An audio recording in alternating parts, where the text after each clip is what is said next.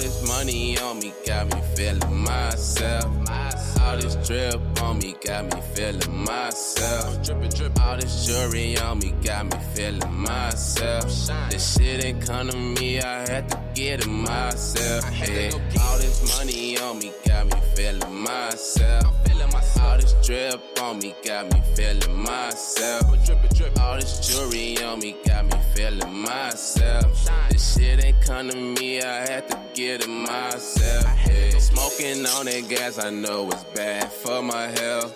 These niggas ain't trying to help, they down for themselves. I used to be broke, had to get it off the shelf. I used to be broke, now I call myself well. Yeah, I'ma buy a bottle and you know it's not a problem. I order up a room, baby, let's hop in the shower. Lil' baby, she a model and she suck it like a bottle. Lil' baby, she a swallow, she ain't even got a goggle. Yeah, used to be broke back in the days, working for minimum wage. See you stuck in your ways. You don't even like getting paid. See, ain't got time for that. Don't even got time to rap. Stop all that line count. I'm running to the money itself. All this money on me got me feeling myself. All this drip on me got me feeling myself. All this jewelry on me got me feeling myself.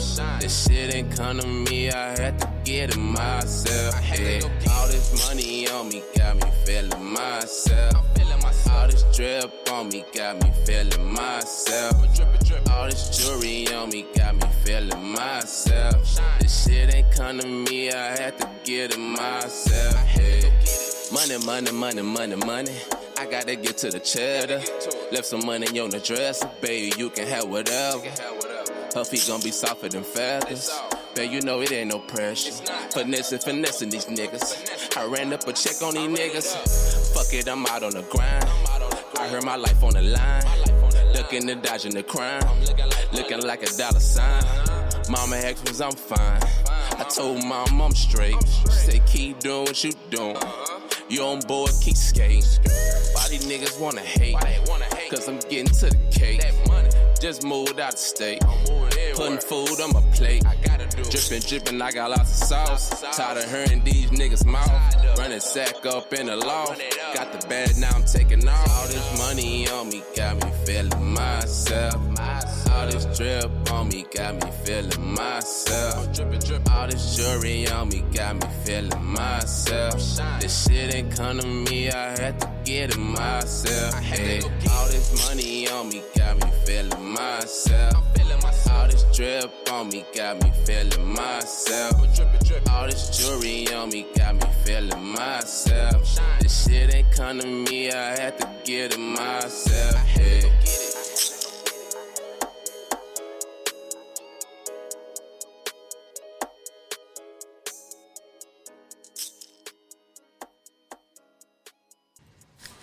Yo, we're back once again with a beautiful week, man. It feels so good outside. It's chilly, but not chilly, but it's hot, but not hot. Man, that feels it's good. Word.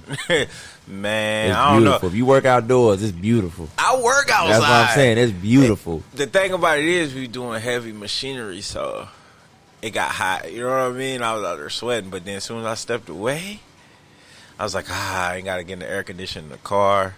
Just step away, get in the shade a little bit. But you know what it is? You are listening to The S.P.I.L.L Over. Yes. Yours truly, Lockhead. Drake Lockhead. It's Reggie, man. It's Big Bro. And you already know who we are, man. Y'all been listening to us, tuned in for, bro, I don't know how long we've been doing this, but it's been a minute, man. It's been straight minute. We are, according to the stats, we're 78 hours in. So that's a lot of hours. That's not including the day. So I guess if you divide them by 3. I started in July, so 1 month. Yeah, how many episodes do we have? It's like 2 months. I don't know. That's a good question. How many episodes? I think we in like our 20th episode or something like that. Hey, man, staying around. A lot of people only last for 2 episodes. But, yeah, we staying around. But we got a lot for y'all today. A lot of this, a little bit of that, a little bit of this, a little bit of that. A lot of controversy. Make sure if you're listening, share. You're not the only one who wants to be entertained today. There's a lot of people that want to be entertained. So make sure you share, download, do whatever you got to do. Subscribe, give us a heart on whatever you listening to us on. All right. You know how we like to get started off, man, with the sports. Sports. What can I say?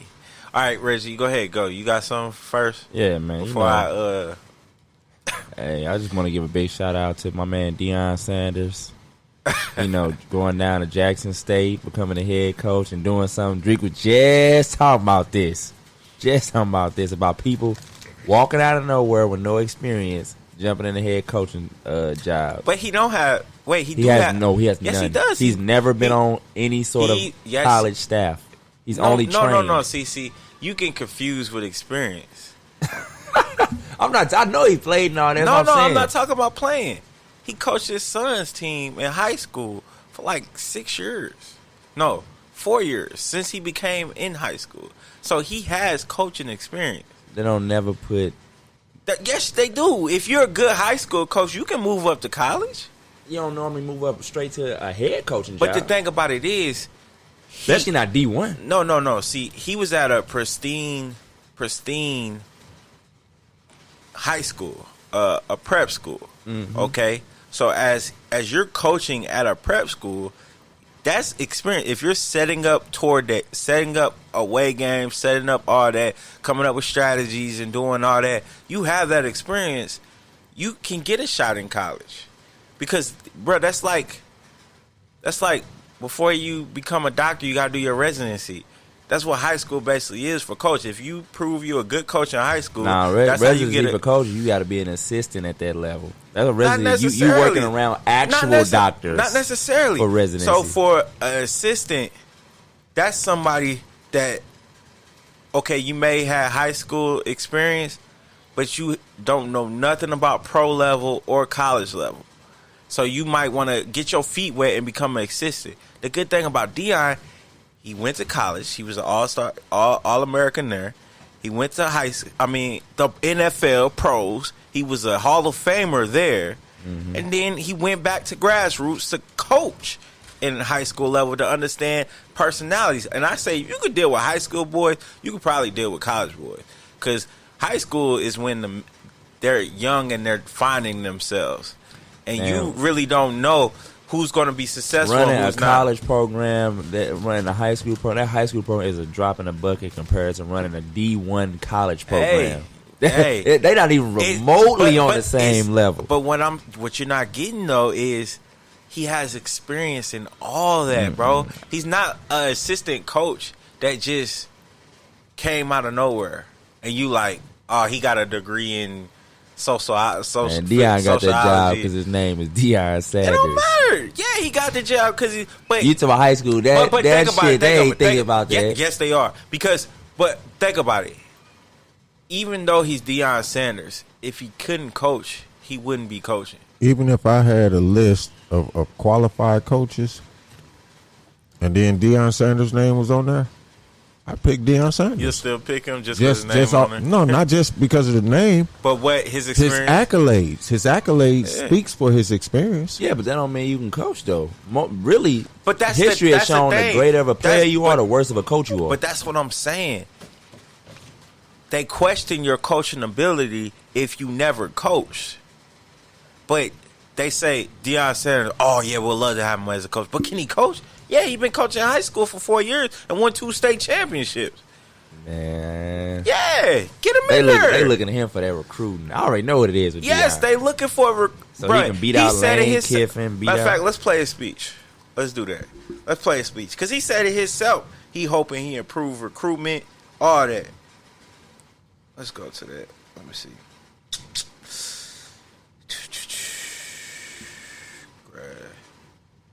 Hold on, y'all. Bear with me. I'm sorry.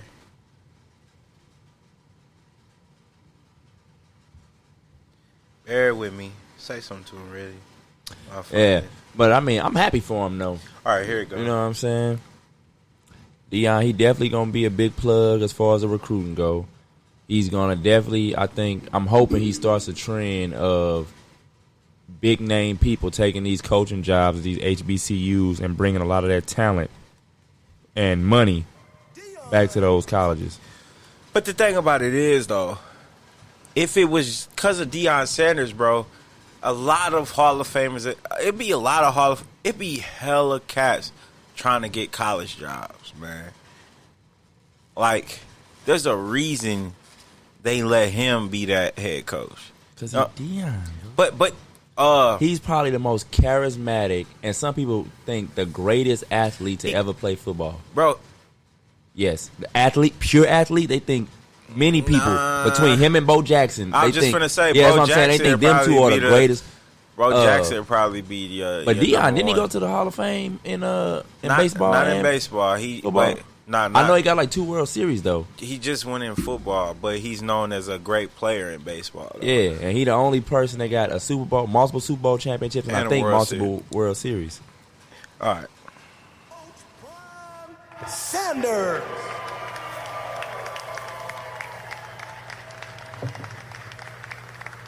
And he a hell of a motivational speaker.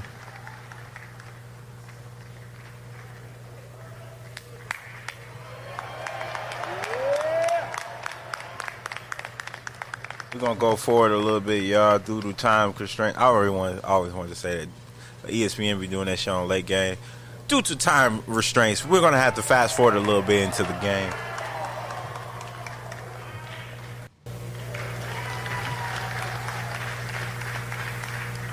But it's a couple things that I wanted to truly establish. I believe that God led me here, not man. I'm going to say that real slow. I believe that God led me here, not man, because man didn't believe that I was coming. W.C. Gordon, Jackie Slater, Lem Barney, Robert Brazile, Eddie Payton, late Walter Payton, Jimmy Smith, and Houston Hoover, who drove me to every game. Those legendary names you just named. Here that I believe that we can reestablish.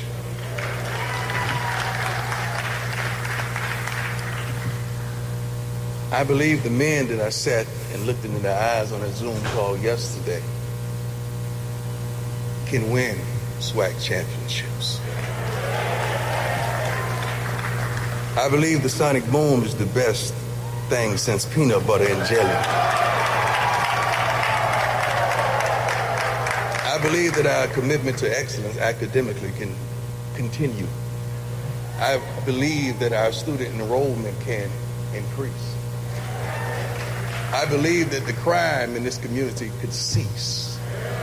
I believe that these young men that we're raising is going to be pillars in the community, not only professional football players, but professionals. I believe that the coaching staff that we assembled that has a cumulative of 84 years of professional playing and coaching experience together combined can teach, reach, educate, inform, and can lead these kids to excellence. I'm foolish enough to believe, do you believe? I believe that a stadium that gets 30,000, which is wonderful for HbcUs, but it holds 60,000. I believe that we can fill it. I love the way you tailgate. I love the tradition, but I believe that you go now get your butt in the stadium and watch this. Sell tickets. He's trying to sell tickets too. That boy on it. He on the PR I already. believe that all the people that He you trying to know do his job with a child already. that has a D1 potential or a Power 5 potential that can now choose Jackson State. I believe that our coaching staff is going to go into every hood, every barbershop, every soul food joint, every nook and cranny, every grandmother's house to recruit these dogs, because we have 99 players that has been drafted into the NFL, but I believe up under my watch we're going to have 100. I believe that it's some wonderful things that's going to happen if we unite together, because I believe in unity. I believe in every person sitting up on the stage. They wouldn't be on the stage if they didn't have that intangible, that it, that je ne sais quoi, that thing that separates them from the rest. And I believe with your help, with your assistance, that we could be a pillar of all HBCU. See, I'm foolish enough to believe that. Do you believe? We're looking for players that are fast, smart, tough. We're looking for players that are fast, not only smart. on the field, but in the classroom. Not only in the classroom, but at the home. Not only at the home, but in the community. And I believe that we can do that. How you got that We job, have coaches that are motivational competent. speaker. We have coaches that are committed. We have coaches that will challenge. We have coaches that are just awesome men that cannot wait for this 'cause he opportunity, can because coach. some of them are sacrificing He never because you know coached. why? He never head Because coach. they I believe. looked it up. Yeah. Bro, he was only the offensive coordinator at that high school. You Now, gotta if I watch could the believe that. reality show. You watch the reality Well, he show was and in you the will match. see. You reading what you see. I'm reading his Can position. you help me? You read what you I'm not see. talking about Watch just the the talk, show. just the rhetoric You know that we reality oftentimes show. have. Watch I'm talking about the really show, helping bro. me, because I No. can't do this by myself. Trust me.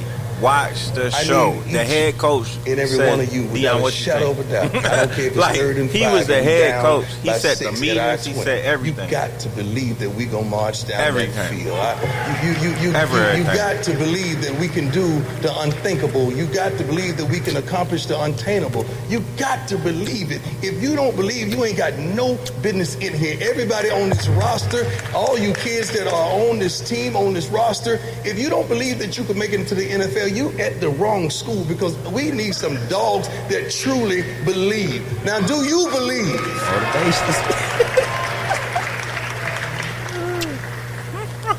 That nigga's When we recruit went in these there and kids, you tore gotta that play a interview role. up. You got to let them know the peace and serenity that is provided in this wonderful city.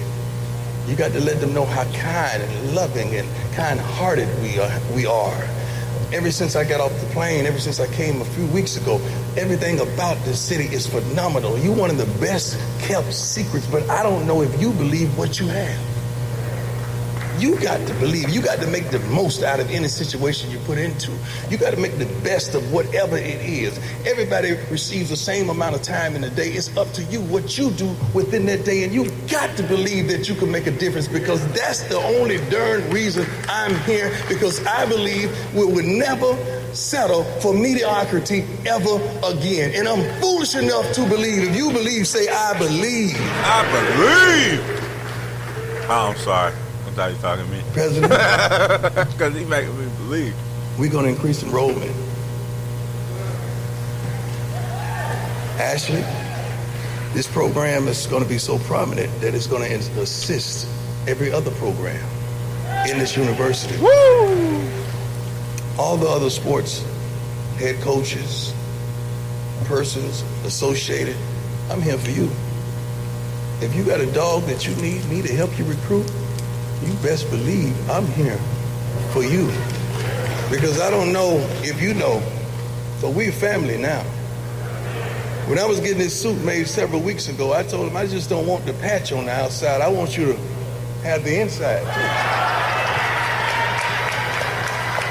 Oh, He a showman, bro. because I'm just not JSU on the outside. I'm JSU.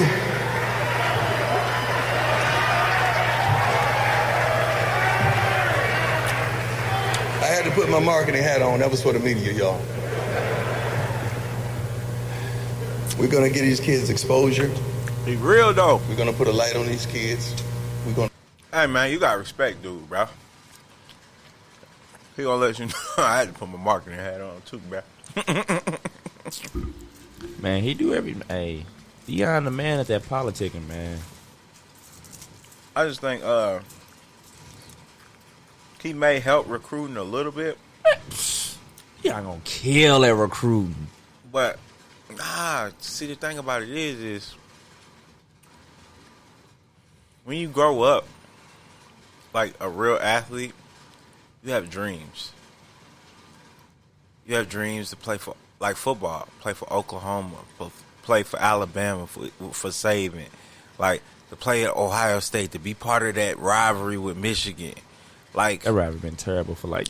but it don't matter. It don't matter. You still have them dreams. Great like 5-star athletes are still gonna have them dreams. Yeah, Deion's there, but for instance, with Georgetown or with Memphis, when Penny Hardaway got the job and when Patrick Ewing got the job, the recruitment was supposed to skyrocket. But Penny complained about how hard it is recruiting. I never took Penny though as like a gifted with the tongue though, like that, or Patrick Ewing. Like recruitment, you gotta talk that talk. That's why he was a good marketing tool with the remember the little Penny? Yeah, but that wasn't him talking. That was somebody else. Though. It don't matter though. But that wasn't him. He was really selling. He was just in there. Yeah, he had the face, but like I'm saying, like where have you really heard Penny like talk and you be like, hey man, like you just did right there with Deion. You sit here in the damn studio and you like, yeah, we believe you. Penny don't do that for you. Because I'm a fan of Deion. That's what I'm saying. But Penny don't do that for you. People are fans of like Penny Hardaway and Patrick Ewing too. I know, but that's what I'm saying. They don't. I don't see them as like them motivational guys. They were great players, yes. Can they teach you a lot? I'm sure. But like when you trying to motivate somebody to pick you over all these other programs, like you got to be able to talk that talk. I don't know, man. They never really look like them guys, or seem like Ryan listened to them talk. They never really seem like them guys that can talk that talk. You know what I'm saying? I don't know, man. It's like a good pastor. You know what I'm saying? I think it may look good on the forefront, but a lot of people gonna be like, all right, we hear you. He gonna be like, which one of these coaches can, you know what I'm saying, outside of maybe like a Nick Saban, maybe Dabo at this point, but these other coaches, yeah, the programs might have a name, but who you think can prepare you? I got the contacts. Saban, I got that's what I said. Saban you got Saban, you got Saban, you got Dabo. That's really about it. Like John Harbaugh been losing esteem for the last 5 years. But he can still get you to the league. You know what I'm saying? A lot of these other actually a lot of Harbaugh guys ain't really been getting drafted like that. Urban Meyer ain't in the game right now. I'm just saying, like, you know what I'm saying? What was it? Deion might be like the third biggest name, bro. It was 20 guys from the Alabama that got drafted. Yeah, I said Saban. I said Dabo. But outside of them, like Deion is really that next big name like that. I think Jackson State will probably get the kids that don't get picked by Alabama. Think about all the other like young cats in a league that people look up to him and he can go with him and recruit. You know what I'm saying? Deion got contacts on contacts on contacts. A lot of other people got them contacts. Not like Deion, bro. You got alumni that has no problem with helping their school get bigger and better. Yeah, you definitely got some. Like, but that's prime. I understand. that's prime. I understand. But if Jackson State wasn't your dream, you might not choose that state. But Deion gonna spin it. He gonna be like, man, I don't want to say it on there, but he gonna be like, man, you want to keep on dealing with these blue bloods? You know what I'm saying? You want to come down home with your people and make a name your way, our way. I'm telling you, man, he gonna be motivated. They already D1. So you saying you can be persuaded off what you set your heart on? What you set your heart on? No, I'm saying like right now in college football, like a lot, unless you got parents that's alma maters, like them college families, they be generation after generation. But like the regular kid, where the cats where they good, they like, man, nobody in my family ever been to college. I'm going off what he said based off myself because I played basketball and my dream was to play for Duke. I always wanted to play for Duke. No particular reason. I love Duke.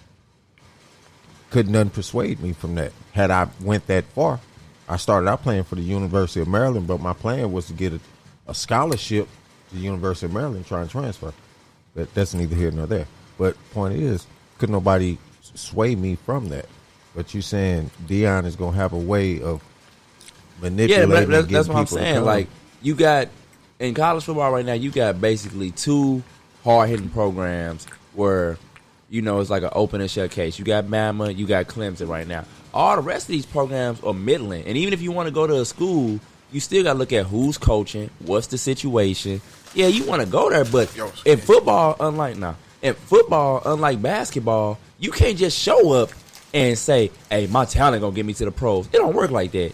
It be cats that come in 5 stars that be 6 and 7 round draft picks because the situation was not good. Football is not basketball. It's not so individually based. Where it's like I can go wherever I want to go. You have to pick the right situation because you get lost in the shuffle. Yeah, that's what I'm saying. Football, you get lost in the shuffle because the situation ain't right. That's what I'm saying. So if I have a chance to go to Alabama, I'm not choosing I'm Saxon not saying State. that. That's what I'm saying. It's a lot of good players. You gonna have Bama. You gonna have Clemson, but everybody else, it's like an even playing field. And I think Deion on an even playing field can win over your Lane Kiffins, over your John Harbaughs, over your you know what I'm saying. Not your if I guys like wanted that. to be not if I wanted to be at Michigan. Bro, my have you been whole seeing career. what Michigan situation is terrible. Every kid from Michigan think they can go to Michigan and win that Ohio State game. Every kid, bro. They be like, I'm going to be the one that go to Michigan and change that around because we going to win that Ohio State game. And you're going to have, like I said, some of those, but there's going to be a lot of good athletes where some of them ain't going to really, they just going to be like, man, I just want to play college ball. Like, I didn't even know if I was going to get to this level. Like, that's what I'm saying. Yeah, you going to have, like, the cast that's talented, but ain't got no press or no media behind them. Or even some of the ones that do, but they haven't looked at a particular school. They just like, man, I just want to get to that level. It ain't even about the school. I just want to get to that level and have the best chance to get to the pros. The first year of recruitment is going to be big for Deion. But if he have a horrible year, it might slow down. And then the next year after that, if it's bad, it might decline a lot. I think it's going well. First you had the cat from that chose to go to HbcU in basketball. Now you got Deion coming over here trying to pull. Maker. Now you got Deion over here trying to pull in, the football recruits. Like, man, I just love, what I'm saying, that they doing that. Mikey Williams, bruh, he can press out this ass. Only high school player I know to be on ESPN about a transfer to another school. Bruh, what? So he transferred to North Carolina. It was on ESPN, bro. That's crazy. Is he that good? They believe he is, man. That's crazy. So that hype machine is something else. In other news, speaking of basketball, shout out to my dog, AD, for making that clutch-ass 3 last night. Yeah, that was a good-ass shot. He ain't even mean to make that. Bro, the form was perfect. He was falling. That was a leaner. I'm only saying it because I just saw the video scrolling through. He was falling. Man, that was perfect. He tried to get a foul. Hey, the difference between a great shot and a bad shot is if you make it. That's all anybody gonna say. Hey, he hit it, so it's a great shot.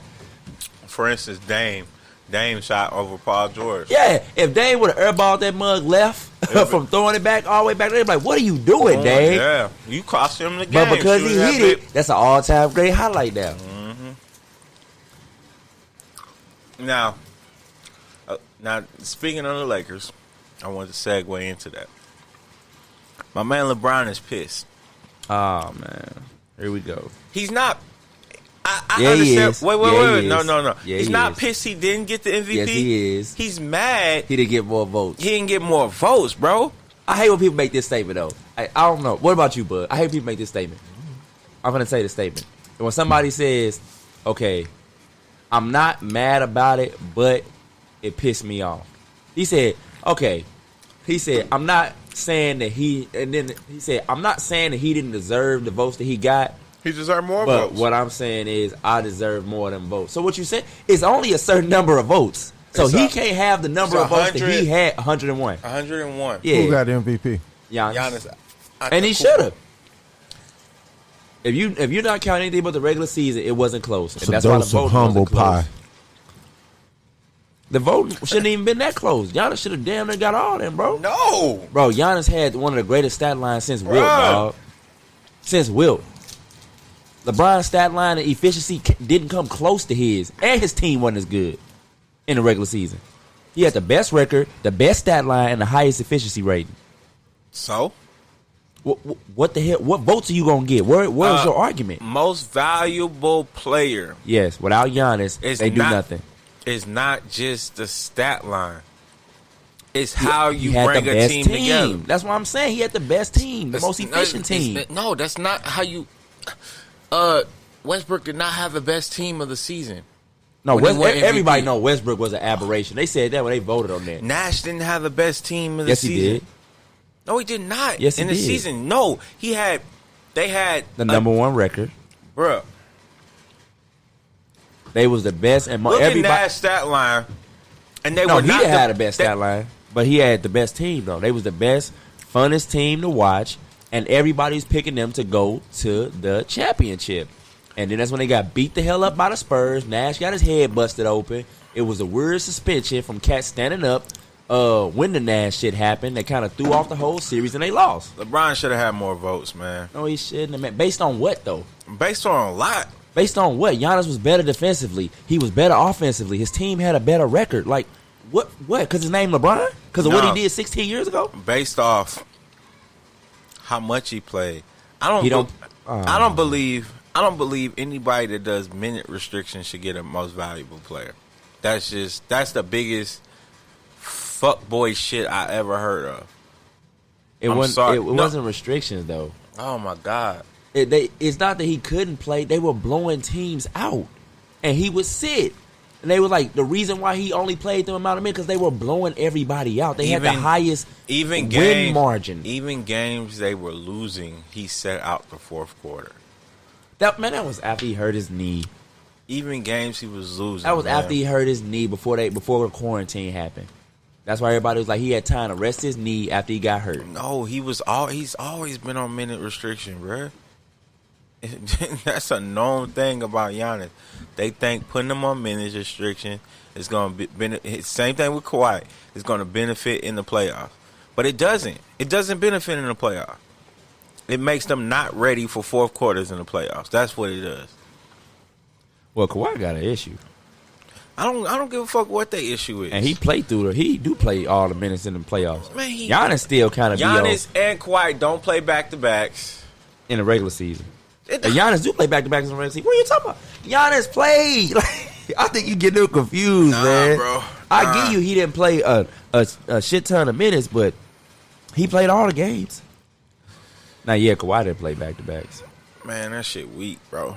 I wouldn't want to call nobody my most valuable player, a guy that is restricted on time. Man, he came in, but, dominated. Hey, he had a great, but I agree with LeBron. He should have had more votes. He should have But had then more you're votes. saying that Giannis got to have less votes. You can't He say can he's still deserving win. of all his votes. He could still win, but when near the end of the season, it was like all the writers were up in the air if they were choosing LeBron or Giannis. No, they wasn't. Yes, they were. And the vote showed that. It was a lot of writers saying, it's up in the It air. was Nick Wright. He ain't got no vote, thank It God. wasn't just Nick Wright. It wasn't just Nick Man, Wright. Ain't Chris even got a vote. Broussard and everybody else was... Chris Broussard near the end of the season was like, I could see where people are going to vote for LeBron. Because of that good weekend No, he he had. said we're going to have to see how the season play off, and then the quarantine shit hit. Like, and then you was like... But why did he say that, though? What else he say? He said, based off what he did in that weekend, that closed the gap. Which is some bullshit, because they had already played like 60 games. Said you have to consider him MVP. But that was some BS, though, off of 2 games. He got all that hype because he beat the Clippers and the Bucks back-to-back. That was BS. Dude been better than you for 50-something games. How the hell one weekend put you neck and neck with him? He hasn't been dramatically He better. has been dramatically better. No, he has not, And his team was dramatic. His team, top 3 offense, top 3 defense. Nobody on his squad is a top 15 player. Number 1 record, top 3 offense, top 3 defense, defensive player of the year, greatest efficiency number since Will. Stop saying defensive player of the year. They don't He know was. that. No, he's But already been the defensive player of the year. But they don't. I'm talking about what's going on. Like, at the time, during the season, people were saying AD might be defensive player of the year. They said he could have a case. But yeah, you don't include that in the argument because that's not considered until the MVP I'm saying when considered. they got to the voting, they looked at it. Boom, here it is. This dude did this. But that wasn't considered in the voting though. Making defensive player of the year, that's not considered because that's a decision that's made off the voting. So I'm not saying defensive player of the year, the award. I'm saying he was arguably, whether you want to say him or AD or him, whichever one. Top 2 defensive player goes into the MVP voting. MVP is not just about offense. He had the best efficiency numbers offensively, and defensively. LeBron has no case, man, other than him being an older player playing really well. That's the only case he had. He had a big case because he not only took a team that everybody said was trash. No, when he had that team, they still were trash. When AD got there, and them together took that team to where they was at, bro. See, everybody keeps saying AD is the best player on the team. I'm not saying that. Like, you can make that case, though. In order for AD to get his looks, who's passing him the ball? AD was still doing that before LeBron was passing the ball. No, he was not. AD numbers have literally been the same his whole career. Except No, the first 2 I'm years. talking about. He just was up with the Pelicans where they got no pub. I'm talking about. No, don't boost up AD now. He got no pub. When he's with the Lakers, who he get his assists from? It doesn't matter who give him the ball. He can do that with anybody. He get him good looks. I'm saying he could do that with anybody. He was doing that prior to LeBron. I would give you that if AD was like, like how Brandon Ingram was before Brandon Ingram went to New Orleans. No, because that was a big stain on his on him that he didn't know how to create. Playoffs. He didn't know how to create. No, I wasn't even finna say that. He didn't know how to create his own shot. That's a lie. I don't know nobody that said he can't create his own shot. They were saying AD limits in creating his own shot. If you watch AD play, I don't know who would say that he can't create. He's never had a point guard, but he's always averaged close to 30 points a game. He's not no post player. He don't like to bang in the post. So how is he getting all these buckets? AD has always been a creator. He's been able to create his own shot since college. Man, that was a stain on him. They were saying he's man, that was some LeBron boosting bullshit. And not only on the court, AD can't create his own. He got AD feeling himself, bro. You think that's not from LeBron? No. Boosting their heads up? No. If Bro. AD went to any top winning situation, bro, you're gonna feel yourself. When you're winning, you feel yourself. He's winning bro. now. He's winning in a way he's never won before. You don't understand the tangibles LeBron has. Oh man. You mean don't. intangibles? That's what I said. You said tangibles. I said intangibles. You said you said tangibles. It's candy. That's what I'm saying. You definitely said tangibles. You don't understand it. Bro, I understand that y'all trying to act like that this dude, like I said, it was Brandon Ingram. Like he was a marginal, decent player 1 year, then he gets with LeBron and becomes a superstar. He was already a superstar before he showed up. Who, Brandon Ingram? AD. No, AD. I said y'all acting like he's Brandon Ingram, where 1 year he's at this lower level, and then he gets with LeBron, and he's at this super high level. Like with the Pelicans. He's with the Lakers, he was cool. You didn't know what he was going to do. He was all right. He get with the Pelicans this year, cool. He's the all-star. Bro, a couple episodes ago, you were just downing him about Brandon Ingram? Shit. No, AD. And I said, bro, he scored 50 points in the game. Oh no, I said that he wasn't top 5, and he ain't. What? He can say 6 or top 10, but he ain't top 5. Your takes contradict each other all the time. No, they don't, man. Because people keep saying AD and LeBron. Okay, they keep saying he top 5. Do they not? Yeah, just yes, no. Do they not say that they are both top 5 players? They are. Okay, so then I start naming players, and I be like, is he better than this player? Or even other people name players. Is he better than this player or that player? And they be like, well, he's top 5 and he's top 5. Better than who? In the top 5, you got KD. That's not an argument. He's not top 5 right now. KD is a top 5. He's not top 5 right now. Until he show otherwise, KD is still top 5. He hasn't you trying played to go in on a what game you a year. In a year. He's Uh-huh. not top 5 right now. We talking about who's playing. KD is top 5. Who's playing? So the dude's on injury. Nobody else loses their spot when they get hurt. Nobody. When LeBron got hurt and played shitty last year, nobody took him out of the top 5. What they say? He was hurt, and they left it at that. Matter of fact, nobody took him out of number 1. But he hasn't missed a whole year. Oh my God. You got KD, you got Harden, you got Giannis. You can throw LeBron in there if you want to, and you got Kawhi. No, Kawhi just lost it for me, bro. Just lost it. Why? No. Because y'all... Bro, Kawhi top 5. AD ain't never made an impact on the team like Kawhi have. Kawhi only made an impact with Toronto. No, he didn't. He made one with the Spurs, too. No, he did not. Yes, he did. He was just a good defender, bro. No, he wasn't. That was Tim Duncan's team. He won Finals MVP. That was Tim Duncan. Then after Tim Duncan retired, he took them to the Western Conference Finals. The only reason he won Finals MVP is because he guarded LeBron. And because he averaged 20-plus points down the stretch in the game that they No, won. bruh. Yes, he did. Oh, my God. He only had two low-scoring games that was the first Tim two. Duncan team, bruh. Oh, my God. So what about when Tim Duncan was no longer on the team? He's retired. What did they and do? He took them to the Western Conference Finals against Golden State. Did they win? No, he got hurt. Okay. Where has AD ever taken any other team? I didn't say it. You said he in the top 5 over Kawhi. He's in the top 5 right now. How is he over Kawhi? Because As a secondary where player. is Kawhi right now? As a secondary player. Where is Kawhi right now? What did it have to do with AD? When AD was a primary player, what was he doing? Wait a minute. We're talking about right now. Who's top 5 right now? Ain't no secondary player top 5. Let's look at all NBA top first team. That's your top 5 right now in the league. Ain't no. Look at all NBA. Is Kawhi in top in number 1 team one? No, he's second team all NBA. He's not even number 1 all team NBA. Why isn't he? Did you see the number? Did you see the number 1? I mean, the whole top 5. Look good to me. No, it doesn't. Look good to me. It doesn't. It looked damn good to me. I'm sure. I was like, yeah, they got it right this year. No. Bro, I bet you that top 5 won't be the same top 5 next year. My top 5 will never be anybody who's on minute restrictions, bro. That is lame as fuck. You will never be on my top 5. No greatest, no nothing, bro. When you gotta rest to get better. He's not on a minutes restriction. He played less games. It's not minutes. He played high minutes. He has been on a minute restriction. Kawhi. And then they almost got in trouble for him being on minutes restriction early in the season. No, they got in trouble for saying the word low management. Instead That's of what I'm just saying saying. it, they got in trouble for saying low management. Like, you will never be in my top 5. Ever. Jordan, man, Jordan don't even respect that bullshit. I understand.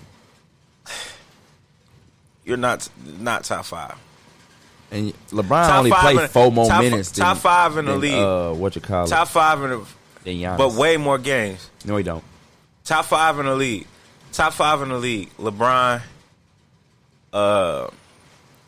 James Harden. So he left out Steph Curry, who's definitely top 5. He's not playing right now. He set out. He did horrible this year, matter of fact. No, he didn't do horrible. He only played 5 games. He did horrible. He only played 5 games. Stop it. LeBron, AD, James Harden, Luka Doncic, and the 5th is up in the air. I have to say, ooh, it's either, I don't know. I like, Giannis is better than Kawhi, so yeah, Giannis. He's better than AD. No, he's not. Yes, he is. No, he's not. Oh, Jesus. AD got a better shot. He can dribble better. But he's still not as dominant. Giannis is just, bro, they figured him out in this playoffs, man. So what do you say about AD then? When AD didn't have LeBron, he went nowhere. You can't figure out his scoring. You can't figure, bro. AD is literally unguardable. Oh, and for the record, since you tried to throw it out there with Giannis played more games than AD and LeBron. Bruh. Yeah. AD is literally unguardable.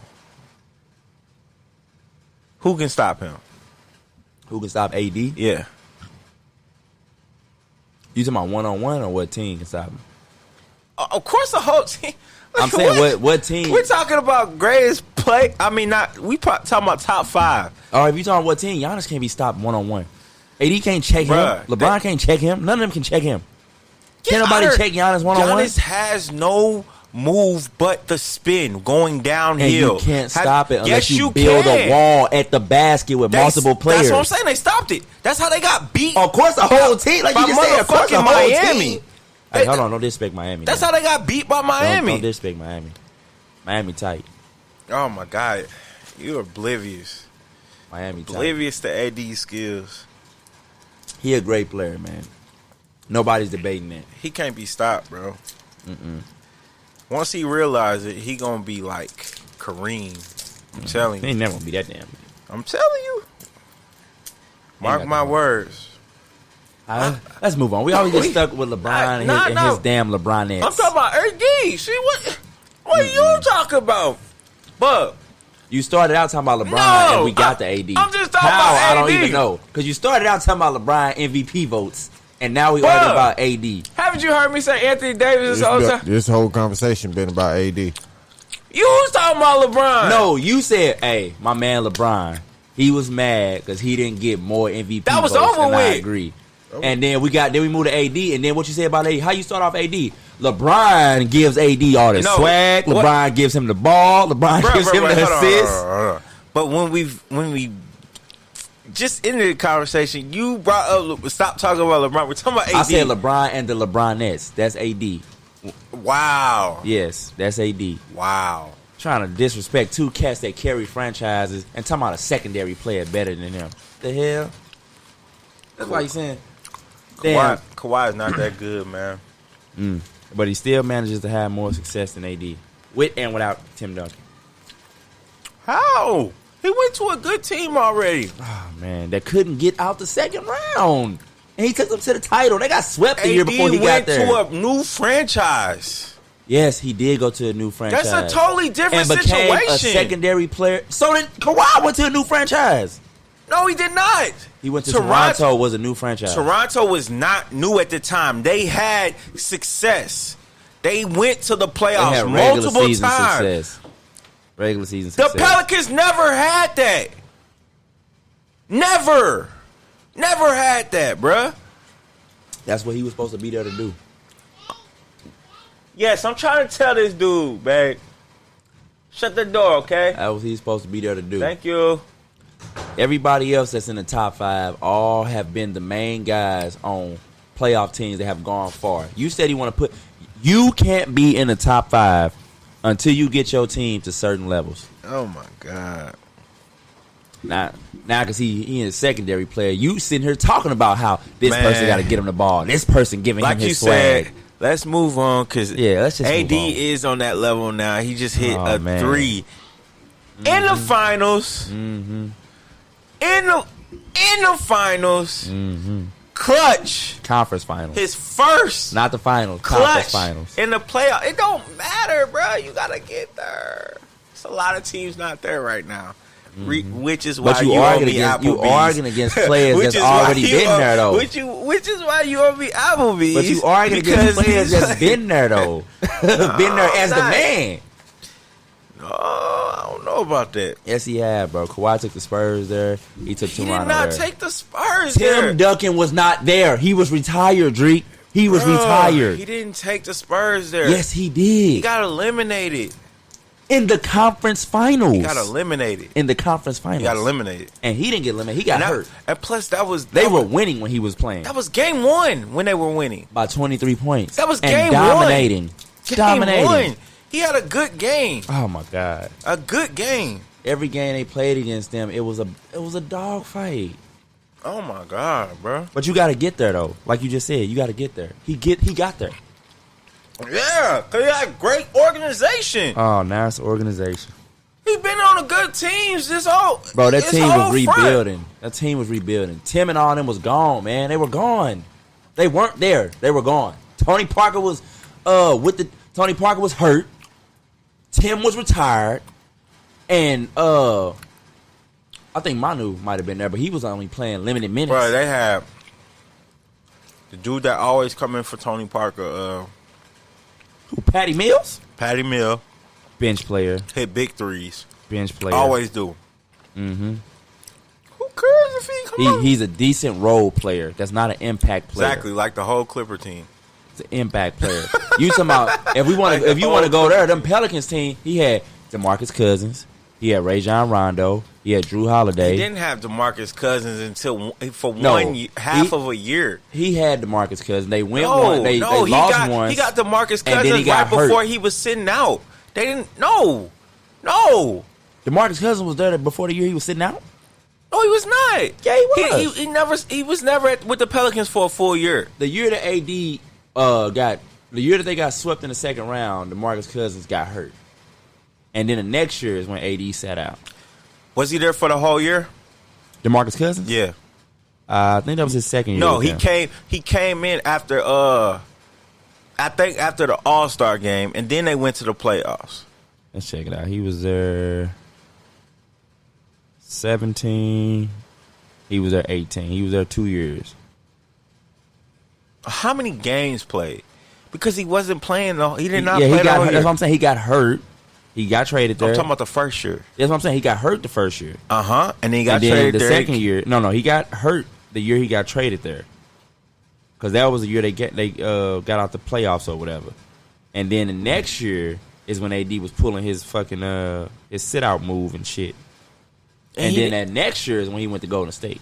But that year that AD pulled that, he wasn't playing either. He got hurt.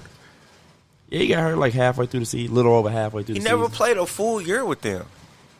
Shit, that next year AD didn't play it. He just sat out the whole damn But you time. just made it seem like they was balling the whole year and went. When he was playing, before he got hurt before the playoffs, they was balling.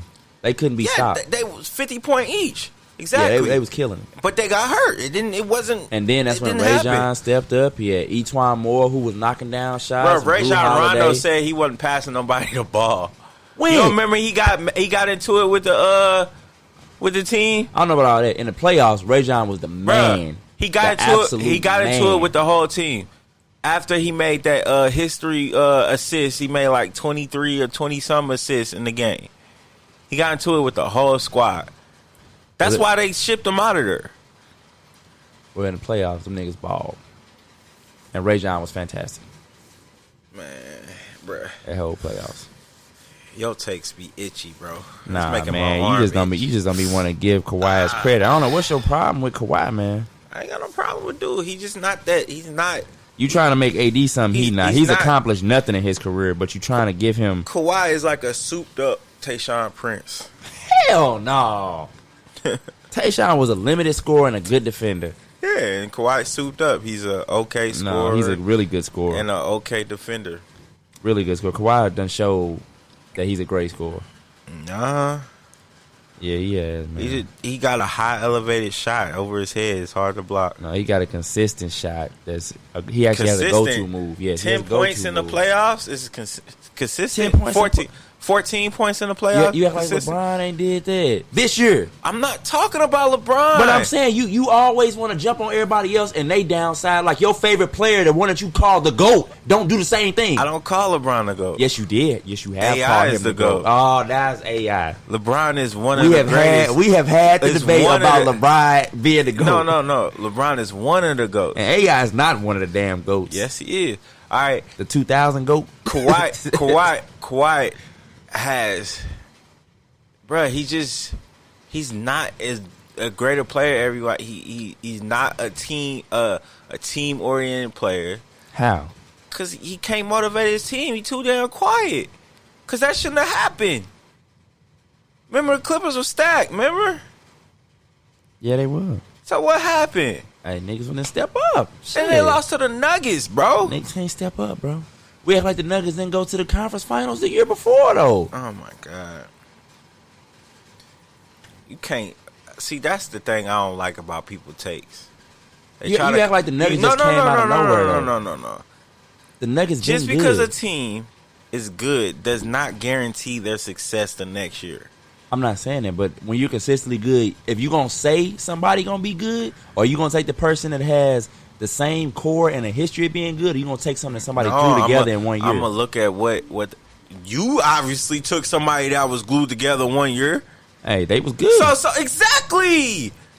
They was good. But again, what happened? You don't see the hypocrisy in your tape. The team with the history won, though. Oh, my God. So why didn't you go with them, Reggie? Why ain't go with the Nuggets? Yeah. I didn't think the Nuggets was going to get there. I actually thought the Nuggets was going to lose the round before.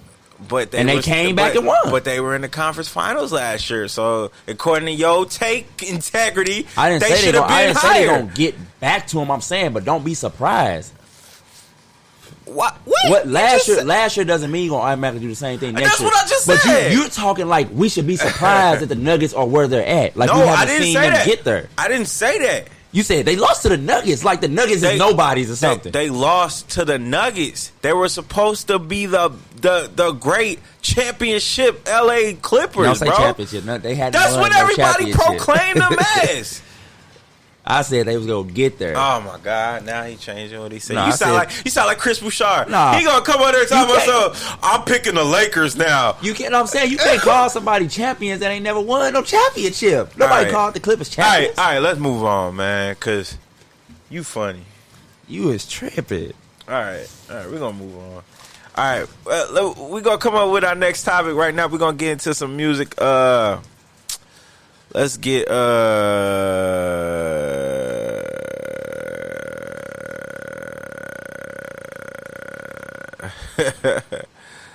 let's get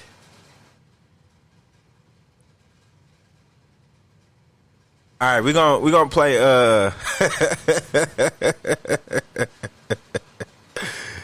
we're gonna play TB You Ain't Gang. We'll be right back with another topic. Stay with us, please. Share, like, comment, download.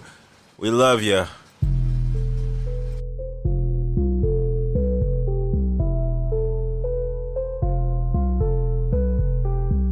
Gang, gang, gang, bang, wow, gang, gang, gang.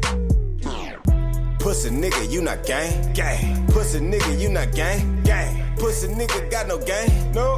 Pussy nigga, you a lame, gang, gang, gang, gang. Pussy nigga, you can't hang, no. Pussy nigga, not my friend, no. Pussy nigga, you not gang, gang. Pussy nigga, you not gang. Sorry, I don't know your name. Pussy nigga, don't explain. Back over there where you came. Please do not stand in my lane. Crazy, I might bust your brain. Crazy, I'm fucking your main. And I do not know her name. I'm bossed up. You fake as fuck, full of flaws, bruh. I keep that sack, Santa Claus, bruh. That Christmas tree, full of frost, bruh. That CAC. You ain't gang, you ain't in these streets. Taking chances so your family eat. Gang, gang, gang, gang, gang, gang, gang, gang. Nigga, you a leech. You a bitch, my life a beach. Big love out in these streets. Big slugs when a nigga creep. No tent, so you know it's me. Box Chevy, so you know it beat.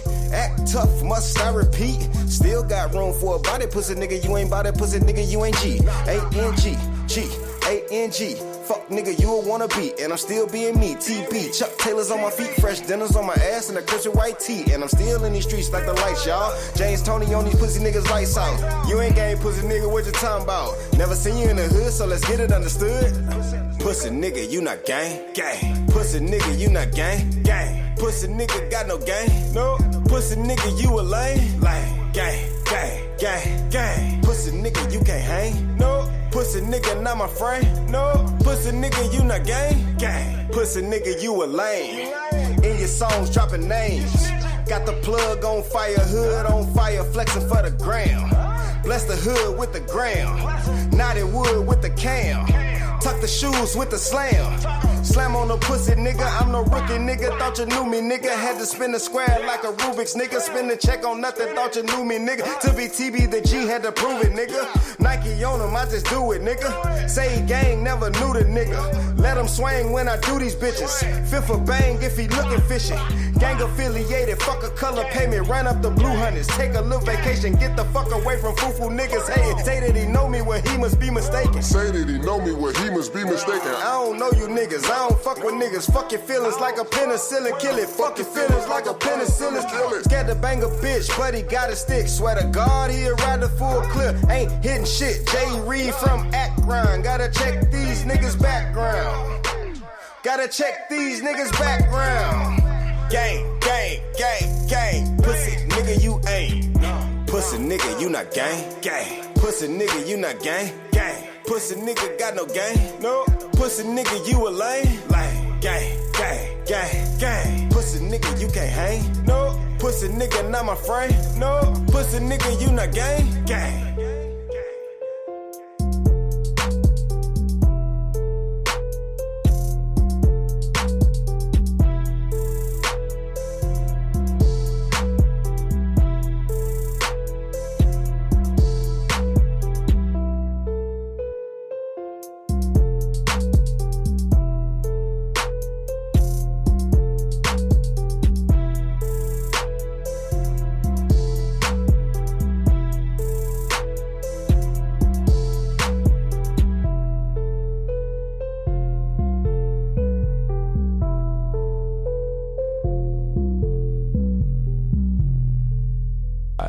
That's All right. We back.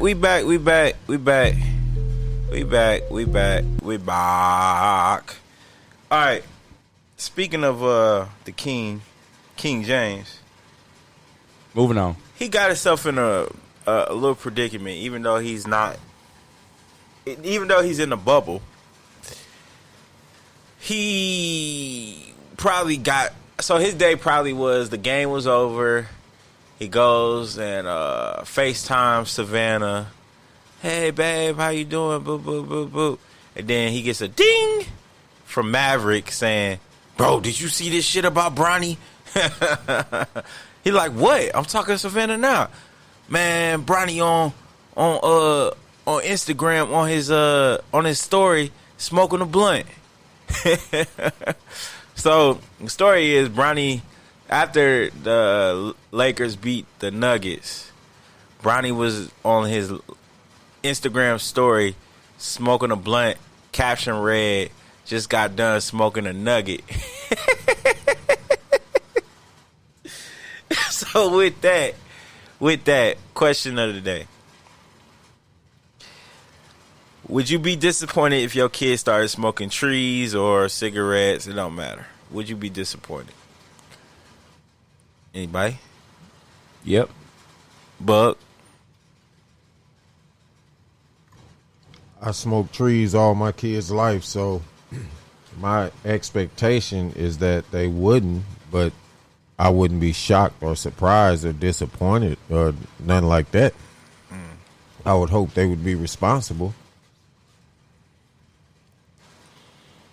I know the non-weed smokers say, well, how can you be responsible if you smoke? Well, motherfucker, I know what the fuck I'm talking about.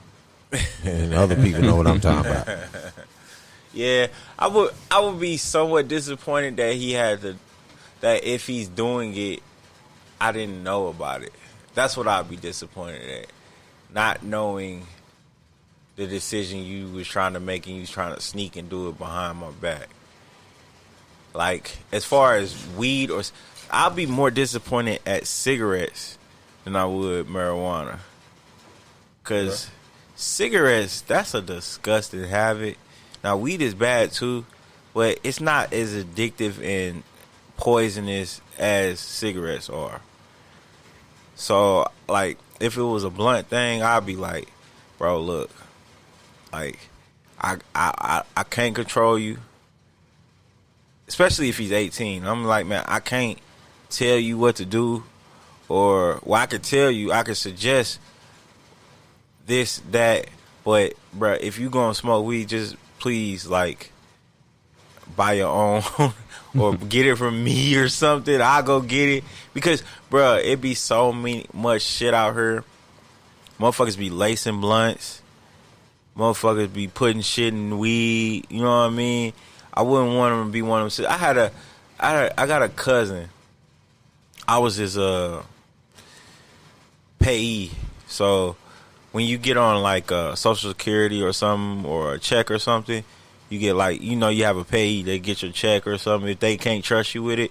So I was his little payee for a little minute, and he smoked. What reason why he got on the check and couldn't function right is because he got on he got a blunt from somebody, and what he did, he bought the blunt. He didn't buy the weed. He bought a pre-roll and smoked it, and he went crazy. Like, he was on the east side, all downtown, taking off his clothes, running in the street, just weird shit, bro. But like, so I would be disappointed in that fact, to where, bro, just, you know what I'm saying, you can, cause you always want your kids to be open with you and to talk to you and be mindful of you. So I would be just disappointed in that fact, like, bro, if you that's a big decision, man. You trying to smoke, it'd be cool. Like, I would talk to him first before that even happened. Like, man, I understand your boy's probably getting high and all that, but what are you trying to do with your life, and what do you want to do? Or you want to do that? Guess what? That's smoking weed's not involved in that. You know what I mean? Or smoking cigarettes not involved in what you trying to do. So if you really want to do that, then you should make a good decision. I don't know, man. I would be disappointed though. A little bit disappointed. I'd be more so, cause I smoke weed, so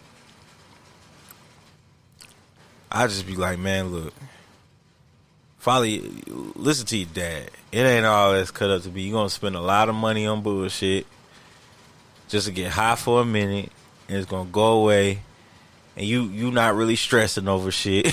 Like your life is really catered to, so like you don't really need a stress release right now. I don't think that's so. Because if you just chase it, like what was you smoke weed before? Mm-mm. I was gonna ask this nigga, has he smoked weed? But why did you start smoking weed? Man, I don't even know. You don't Be really know? honest with you. Look, I was in Germany, man. I was in Europe, and over there at that time, you could go in bars and drink when you was 13. Oh yeah. You know, so I was smoking cigarettes. I guess it was hanging out with the older people, just doing what they doing. It started out with the drinking beer, then cigarettes, then some of the cool kids were smoking hash, and yeah, that's kind of my story. So see, actually, you know, it's funny you mention that. I didn't smoke marijuana till years later. You was doing hard shit before you went to marijuana. No. I didn't smoke marijuana till I moved to Chicago. I was smoking hash. And for all of you that don't know, hash is a byproduct of marijuana. Yeah. It's just different formality of it. Yeah, and a different high. Ooh, yeah. Lord, it's a different high. Yeah, so, like, that's kind of mine, because I was 8th grade, 7th grade, and freshman, sophomore stole some weed from his brother. Well, no, he said it was his cousin. But when I say stole some weed, I'm not talking about a zip. He stole, like, a QP from the nigga, right? And he said, man, we gonna smoke it. I said, well, we gonna smoke that? What is it? He was like, man, you know what it is. I'm like, bro, that's weed, bro. I just instantly got geeked, like, it was, it was like, I was like, yo, you got all that weed? Like, damn. He was like, man, yeah, we finna turn up. So it was this little Vaco van that was by the house that we used to break into and just get in that motherfucker and get lit, bruh. First we started off rolling notebook paper. Cause we couldn't get no wraps, so we was rolling notebook paper and just smoking that shit. I think the paper was getting us higher than the weed. It was polluting our brain. I had already bypassed that. I was already able to get cigarettes, so you just take out the tobacco and yeah, we were smoking notebook paper. Smoked hash different. Anyway, yeah. And then at that time, they had Dutchess, Phillies. That's Phillies. We got some Phillies, and then we got Professional. We couldn't roll them motherfuckers. I mean, like, but you know how it be when motherfuckers roll sloppy and weed falling out, got a hole in it. You gotta hold it like a flute. Yeah, man. I know motherfuckers today that still roll like that. But yeah, man, it was just me trying to be cool, man. Honestly, man, peer pressure is a motherfucker. Like, a lot of people say, oh, I'm a leader, not a follower. But in order to be the best leader, you're going to find yourself following somebody older than you and try to lead your other folks. That's kind of how it was. I was just like, I was the young one that smoked, and then I got all my other partners on the like, shit. You was a corrupter, huh? No, I was corrupted first. And then you start corrupting others. Yes, I passed the gene down. Yeah. That shit was crazy. All right, but let's read some of the comments, man. All right.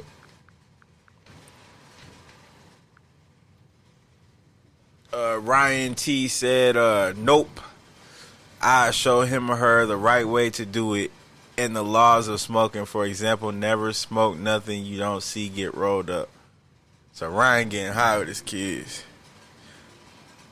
Josh says cigar trees. I told him both, but mainly tree. He said tree is one thing, but please don't make the same dumb mistake I did with cigarettes. Yeah, I agree. Cigarettes are gross. Tiffany said, smoking what? I said, Mary Jane, cigarettes, crack, pick your poison. She just laughed. Miss Hip said, cigs, absolutely. Trees, I wouldn't be angry, more disappointed, I guess. Cam said, nah, I would just give him advice on not letting people film them while they're doing it. Also, would talk about what age they can start. I would be growing my own, so my feelings are different. I heard he filmed himself. Yeah, he did. He took a picture of himself.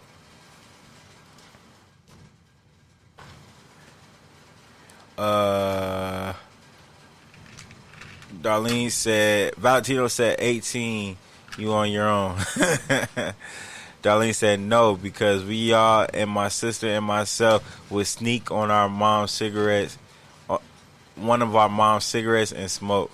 Yeah, kids gonna do what they want. Dave said no. Tiffany says yes, and when I find out my son was smoking, he got put out. Stringer said, that's life. May said yes. James said most definitely I would in tandem find out, and I have a grown ass kid. Yep. So yeah, I wouldn't be too mad. Oh, Donisha just said y'all kids are going to smoke and not even tell y'all about it. If they don't like it, they won't do it again. If they like it, they'll come to do it and hide it from you. Kids won't tell everything just like you didn't and your parents. See, that's the difference between a hip parent and a non-hip parent. If you a lame ass parent, you can't smell weed. From the day I smoked, my mama said, what are you smoking?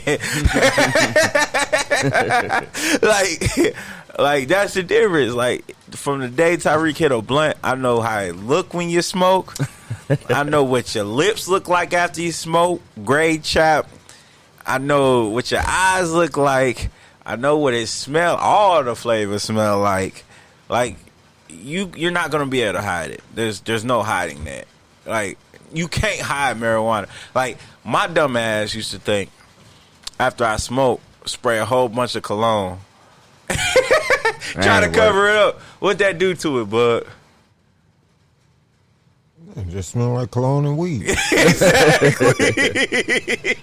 It just smell like both of them motherfuckers. Like, straight up. Like, there's really no hiding. Now, you got some parents that just don't know.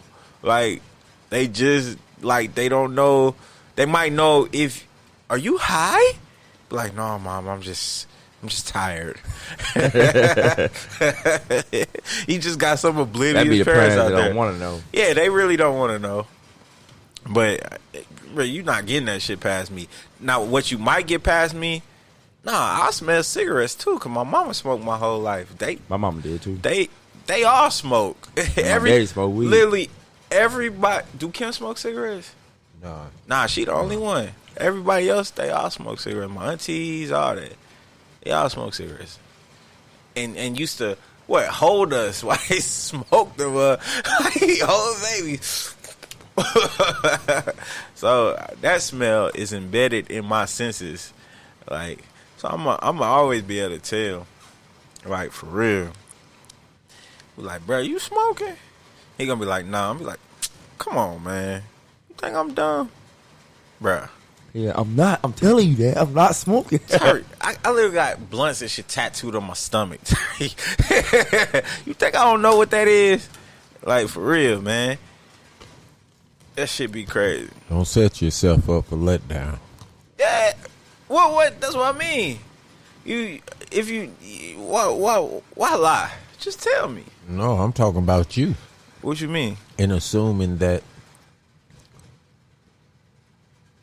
the relationship is the way you see it. No, I'm saying I didn't say nothing about the relationship. I said if he came in trying to sneak it, I'm gonna be like, Oh, yeah, that's what I said. I don't know what you talking about. I said if he came in sneaking, I'd be like, bruh, you smoking? You know what I'm saying? I ain't. That shit gonna be, bruh. I'm gonna be able to tell if your ass was smoking or something.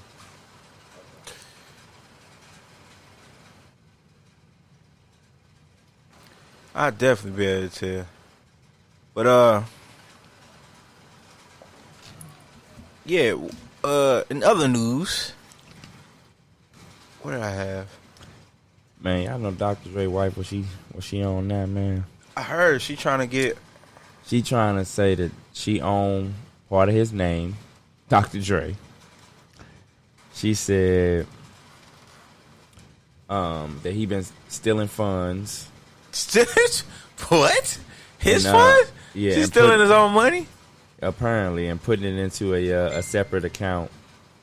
But Dr. Dre came back and said, no, actually, she's been stealing funds and draining a business account, which is called Record One. Yeah, she drained that mug for, look like, $353,571.85. There's even a check on file that she wrote to herself. Damn. So he accusing her of embezzlement of corporate funds. And he said she got a week to return that money or he's going to sue. Bro, they get messy, bro.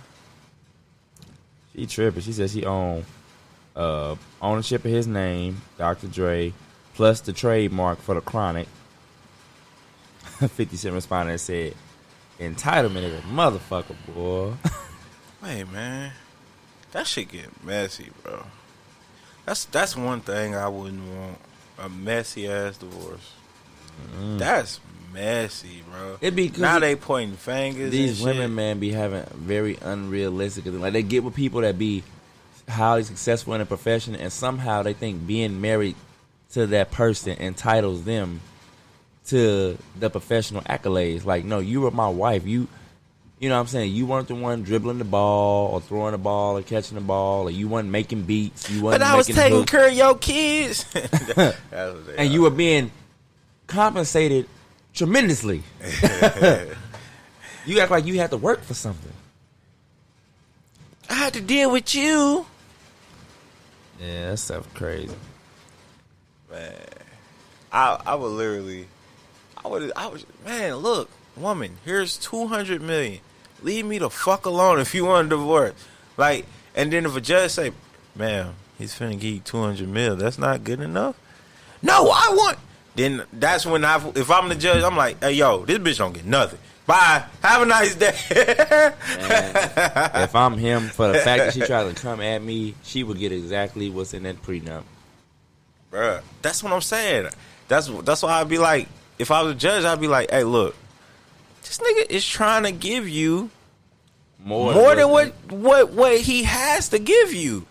Why aren't you accepting it and saying bye, have a nice day? It sounds like to me you are trying to take advantage of your relationship with this person because of who he is.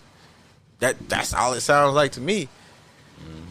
The laws in California are kind of fucked up when it comes to marital and divorces and shit like that. I think it's automatic half. You got a prenup. Mm-hmm. Dr. Dre has a prenup. Even them prenups are tricky in California. In California, that's what you find. Well, There's not a lot of lawyers outside of California that will try cases in California in domestic affairs like that. Dr. Dre's a resident in Michigan, Florida. I'd be like, I'm just saying. I'd be like, well, let's go try it in Florida. Because they got like 2 houses in Florida. Shit, I would think Florida is just as bad as California. Shit. Yeah. Man. that's ridiculous, man. Bitch, I got a prenup. You ain't finna get shit. You either take Yeah, this. when you try to be greedy, that's when you end up with nothing. We gonna see, man. So, what y'all think? Is she gonna leave with half? Hell no. Man, look. California courts finna rape the hell out of that bald-headed motherfucker, man. Man, Dr. Dre gonna make a song about that shit once he get off of it. I mean, you know what? Dr. Dre is good. He's sitting nice. You know what I'm saying? So, whatever he give up, or excuse me, let me rephrase that. Whatever they take, he's still gonna be good. You know, for him, he may feel a little sting just for reaching that pinnacle, but Yeah. he good. As long as she don't get them residual, I think he cool. He No, like, she you don't- can get the cash. You know what Excuse I'm me, I saying? ain't finna call out her name, but she don't deserve nothing. You know what? To this day, I've never seen a picture of her until this divorce. Yeah, I ain't. I've never known what she looked like. But So that's- what they tell you? She get nothing. Get what he gives you. Well, they only been married, what, 20 years? Yeah. 20 years. So he had a woman before that because he had 4 kids. Man, right? he was with Michelle A, the side pieces. He had Yeah. another main chick, and then once he Oh, she also tried to say that he was beating her and stuff. of course she That's is. the go-to. Now, I'm not trying to say women don't get abused, but God, like, damn, bruh, just, bitch, take this money and leave me alone. Like, that's what I be, like, look, woman, you want to get divorced from me so bad. Have the house in Florida. Take this $200 million. We're done. Okay? Okay? And I have my lawyer right there. Did you just? She said, okay. Did you just hear that? Sign this paper. Like, for real. Like, why make it messy, man? Why? When y'all could just separate. Your kids is grown. The youngest one Bitter is 17. emotions. I don't. That be the issue, bro. People can't get over their emotions. That's right. You know what, man? I don't know, man. I can't put my foot in my mouth like that, but I just say this. Everything will be on paper, man. Everything, you know what I'm saying? It's, and for me, it's too easy, man. I don't want nothing. You know what I'm saying? I want what I came with, and that's it. That's all. You leave what you ain't. But I think that's the issue. He want to leave what he came with, but she's trying to say, I own. Well, no. See, here's the thing. Now, once you get married and you build wealth from that date of marriage, then everything becomes communal property. Is together. Yeah. How long has Aftermath been established? Has it been 20 years? At least 15, man. 15? And it probably was established a couple years before that, before he started getting artists. Because as soon as he left Death Row, he started with Jimmy Iovine. He started Aftermath as soon as he left Death Row, correct? I believe so. Death Row to Aftermath, yeah. Yeah, so it's been more than 20 years. That's when he jumped in with Interscope. Yeah, Jimmy Iovine and Interscope. Yeah, so I think it's been more than 20 years, so it probably ain't got nothing to do with her. Well, that's gonna be up to Jimmy Iovine, man, because he had ties with him way before then. So he may be able to step in and legitimize some things. And man, they gonna get that bitch knocked. I know how Jimmy work. They gonna get that bitch killed. She gonna die suddenly of pill overdose or her something. plane gonna accidentally go down. Bruh, I'm telling you, bruh, them niggas is. You know, there's a saying that What happened? Wi-Fi.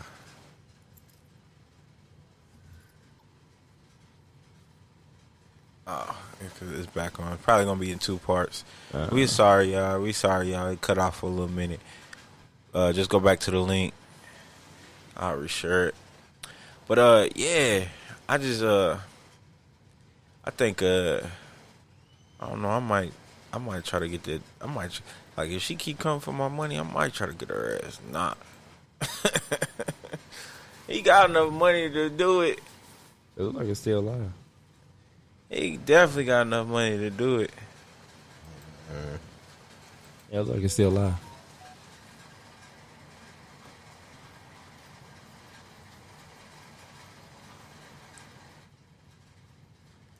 So, have y'all heard about the Breonna Taylor settlement?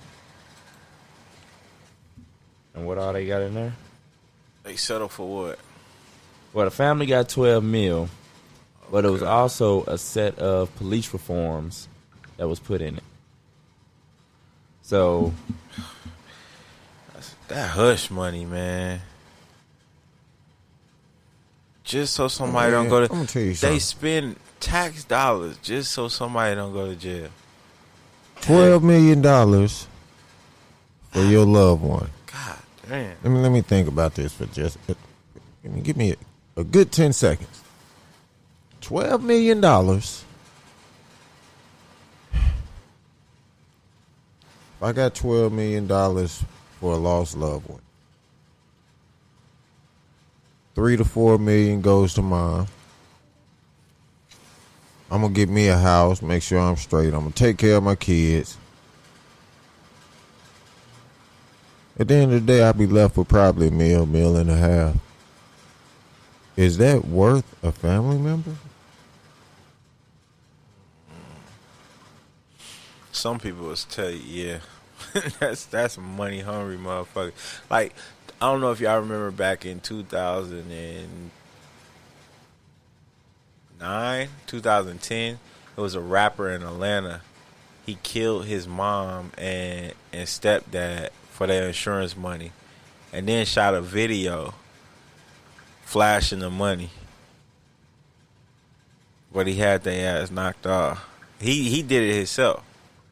He went and killed his mama and his stepdad, took the insurance money, and then did some rap video and was balling, throwing money at the strip club the next day.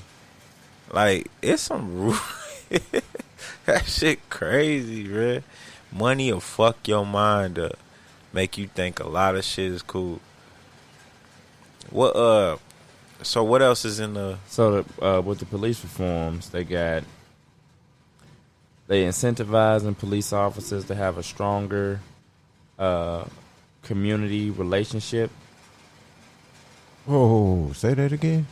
They're incentivizing the police officers to build stronger community relations.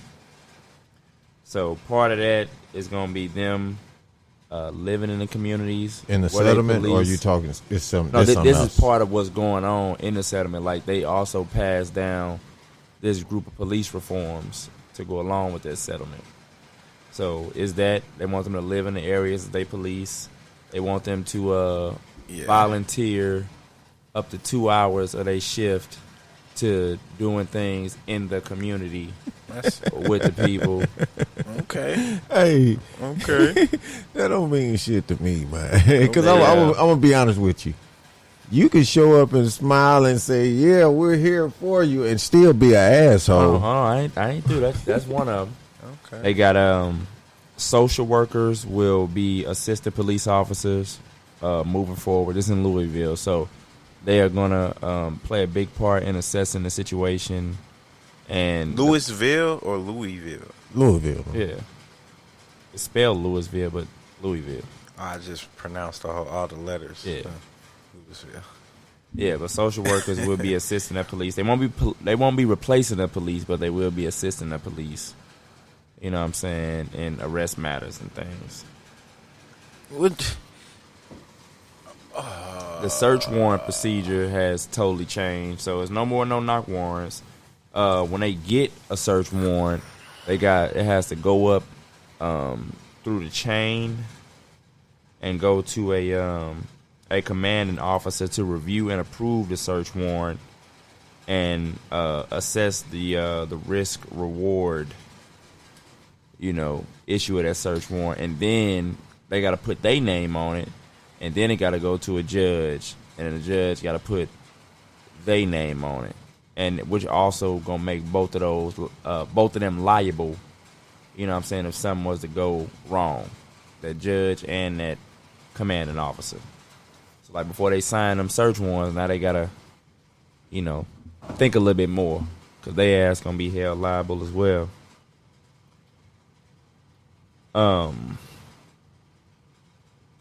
What else? That's bullshit. What? I just think that all should happen with the officers getting in trouble. They also gon' they said everything except holding them cops accountable. Yeah. That's the next thing I'm getting to. The police accountability measures. So to foster the accountability, the LMPD will implement the police integrity software IA Pro, which will track use of force incidents, citizen complaints, and investigations, among other events. According to the department's standard operating procedures document, the department had previously used the system to identify work-related problematic behavioral patterns among members. And now, according to Mayor Fisher, LMPD will take steps to reactivate it. Vox contacted Fisher's office about why and when the system was deactivated, but has not received a response. I think they need to give them a way to snitch on each other without each other finding them out. You know what I mean? Like not a comment box, but like a dry snitch line. Like. You know what? See, here's the problem.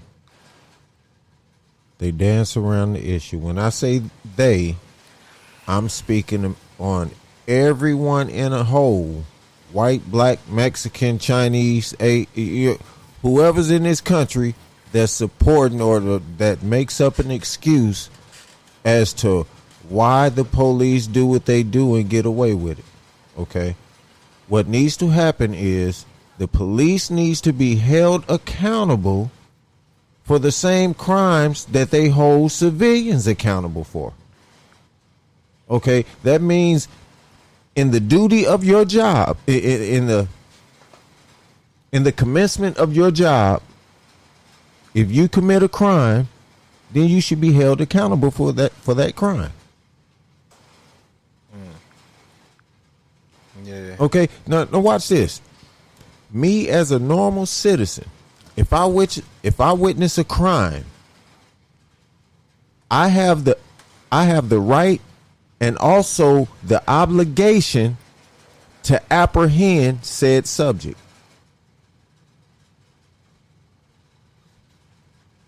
Do you know that?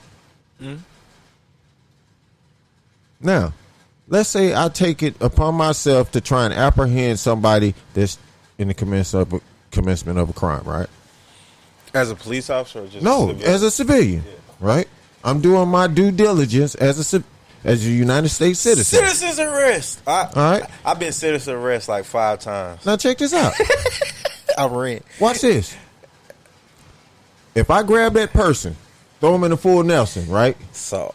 Right. Throw him on the ground. Boom. So. Start hitting the head on the ground. Be still. Boom, boom. I bruise up their face, right? When the cops get there, they're going to say thank you, and I'm going to still catch a charge. Yeah, they're going to put you in handcuffs. For what you just said, assault. Why? Excessive force. I could have apprehended him and just held him there. Or why didn't you just call the police? Yeah. That shit is sickening, man. So because you wearing this blue suit, a badge, and they give you a state-issued gun, you got the right to abuse people. Man. And abuse your job. You know. We was driving to Atlanta. I literally had a white guy pull up to the side of us and say, "Pull over now," because we were smoking a blunt. Mm-hmm. He's telling us to pull over now. He said, "Fuck you." And he called the police, told them what kind of car we was driving and everything. They said they were looking for us. I was like, "Man, we weren't smoking. He was smoking a cigarette." He tried to straight get us to pull over, bro. I got a felonious charge. All right. Wanted endangerment, right? That's a felony. All right. I'm in the passenger seat of a car. Buddy of mine driving. Cop flags him. He stops. He's making a turn. Turn signal on. He makes a turn. He gets flagged. Cop asks him for his license registration. He turns to me automatic. He comes straight to me. I need your license. I'm a passenger. My buddy said, "Oh no, just give me a license." The fuck? What the heck? I give him my license. Can you step out the car? He ain't even ran my shit. Can you step out the car? He was a white guy or black guy? No, he was riding this was an Indian guy. Oh, the black guy that was driving the car. My buddy. Get out the car. Can you turn around? He grabbed my left arm, right? You're under arrest. For what? What? I'm talking. What am I being arrested for? You'll find out at the station. But that's not the moral of the story, right? The guy put the cuffs on. If you ever been handcuffed, then you know how to get handcuffed. Right? He took that left arm. Y'all can't get the visual, but they know what I'm talking about. Mm-hmm. Instead of doing like this to cuff me, right? He bent a little bit. Bruh, no, he took me like this. Yeah. Took my whole arm and was... And as he was bending my arm and my body turning, he started yelling, "Stop resisting." What the fuck is that? I had to tell him, "Man, stop, you finna break my arm." And when he eased up, I cuffed my damn self. That's some bullshit, man. He probably saying, hey, see, the rule is when you get arrested, you gotta be double jointed. Or it's... No, there ain't supposed to be no joints. You got to be double jointed, or you resisting arrest. And it ended up being a felonious charge. They dismissed it with prejudice. Did they think you was somebody else or something? No, they said a motherfucker called in, gave them my name, my car description, and said I tried to run a motherfucker down in their front yard. Wait, your car description? You remember that gold Intrepid I used to have? But you was riding with somebody. It didn't happen then. They said it happened the day. Oh, okay. Besides the fact, I was at school. I was 45 miles away. Damn. Felonious charge, man. But anyway, yeah, man. That's why I got the fuck out of Kentucky, you racist motherfuckers. Yeah, I got a ticket coming from your fucking house in Kentucky. It was some bullshit. Yeah. Straight bullshit.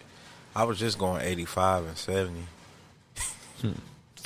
See? You know That Jay. shit. Look. See? You know Jay around the corner or right up the block. Yeah. You know he got locked up on his birthday, right? Oh, yeah. I heard about some shit. For burning, he was burning rubber. But I looked at him when I asked him, I was like, "Damn, where was you at?" In Memphis. You fucking dummy. Yeah, You think they wasn't gonna lock your ass up? you definitely can't go to nobody else's city trying to show out and they shit. They gonna be like, "Yo, you got shit fucked up over here, partner." Look, his gal was there, and they still told his shit. I've been in situations like 4th of July, out of towners trying to act up like us. Police said we good. Lock their ass up. Oh yeah. You can't go to nobody else's city thinking you finna wild out or do some ill shit. Nah, they ain't taking that. Stretch you from no out of town. They trying to set an example. And then they be trying to get that out of town money. When they lock you up and make first you gotta come back for a court date, you gotta post bond, you gotta do all that shit. Yeah, they be trying to get that out of state. That whole police shit, it's like a fraternity, man. They ain't gonna snitch on each other because they supposed to just turn a blind eye. You either participate, but that's why or I say you better not say nothing. They make it like a good anonymous tip service to where you can download like an app on your phone or something, and you can just say, Yeah, you have to have that regulated though by a non-police affiliated. That's what company. I mean. Like, yeah, somebody that's because if it's affiliated with the police, somebody gonna tip a motherfucker off. So-and-so Because they trace on calls. They be like, "Hey man, you know, it was a car from such and such came in on you." Yeah, that shit would be fucked up. Because then they'll have motherfuckers killing each other in the police unit, which happens already. Like, shit happened here where a dude killed that girl. Y'all remember that? The white dude killed that white girl. Police officer, St. Louis police officer, killed his estranged girlfriend. And they found cocaine in the house, guns, and meth. I don't know nothing about that. Y'all hear? Oh my god, bro, that shit was crazy. All right, did y'all hear about Trump? Well, what else can we say about Trump? Donald Trump. Trump said that he gives himself an A+ for how he has dealt with the coronavirus. What do y'all think?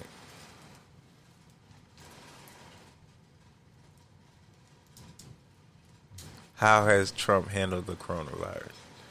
He sounds consistent. Is that a compliment? Depends on how you. I mean, it depends on how you look at it. Consistent bullshit or consistent good? In his remarks, Well, he just repeats the same thing over and over. If you ask, We're doing very good, very, very, very good. If you ask Stevie Wonder, better than anybody. if you ask Stevie Wonder, how has his president done in dealing with this shit? Even Stevie Wonder can tell you. Well, okay, let's read his words. He said,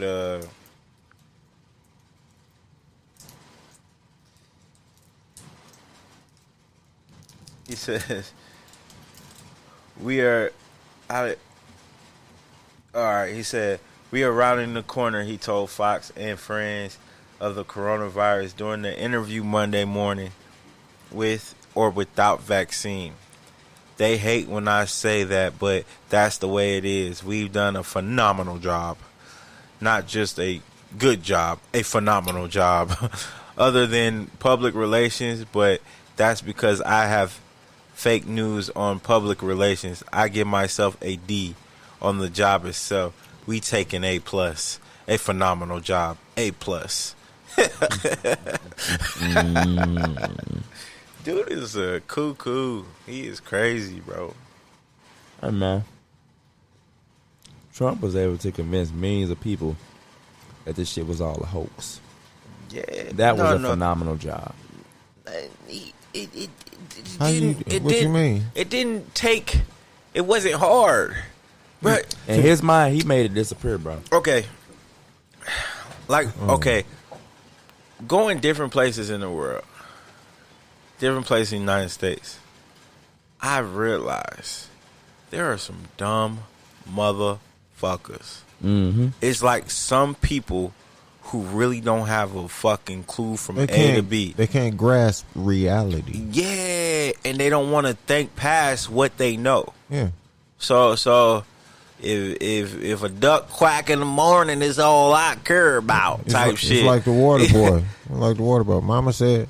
Yeah, Mama said, and they stick with that. So them folks. Mama said alligators are horny because they got all them teeth and no toothbrush. Yeah. Mm-hmm. So when you add all them folks together, it's a lot of them, bruh.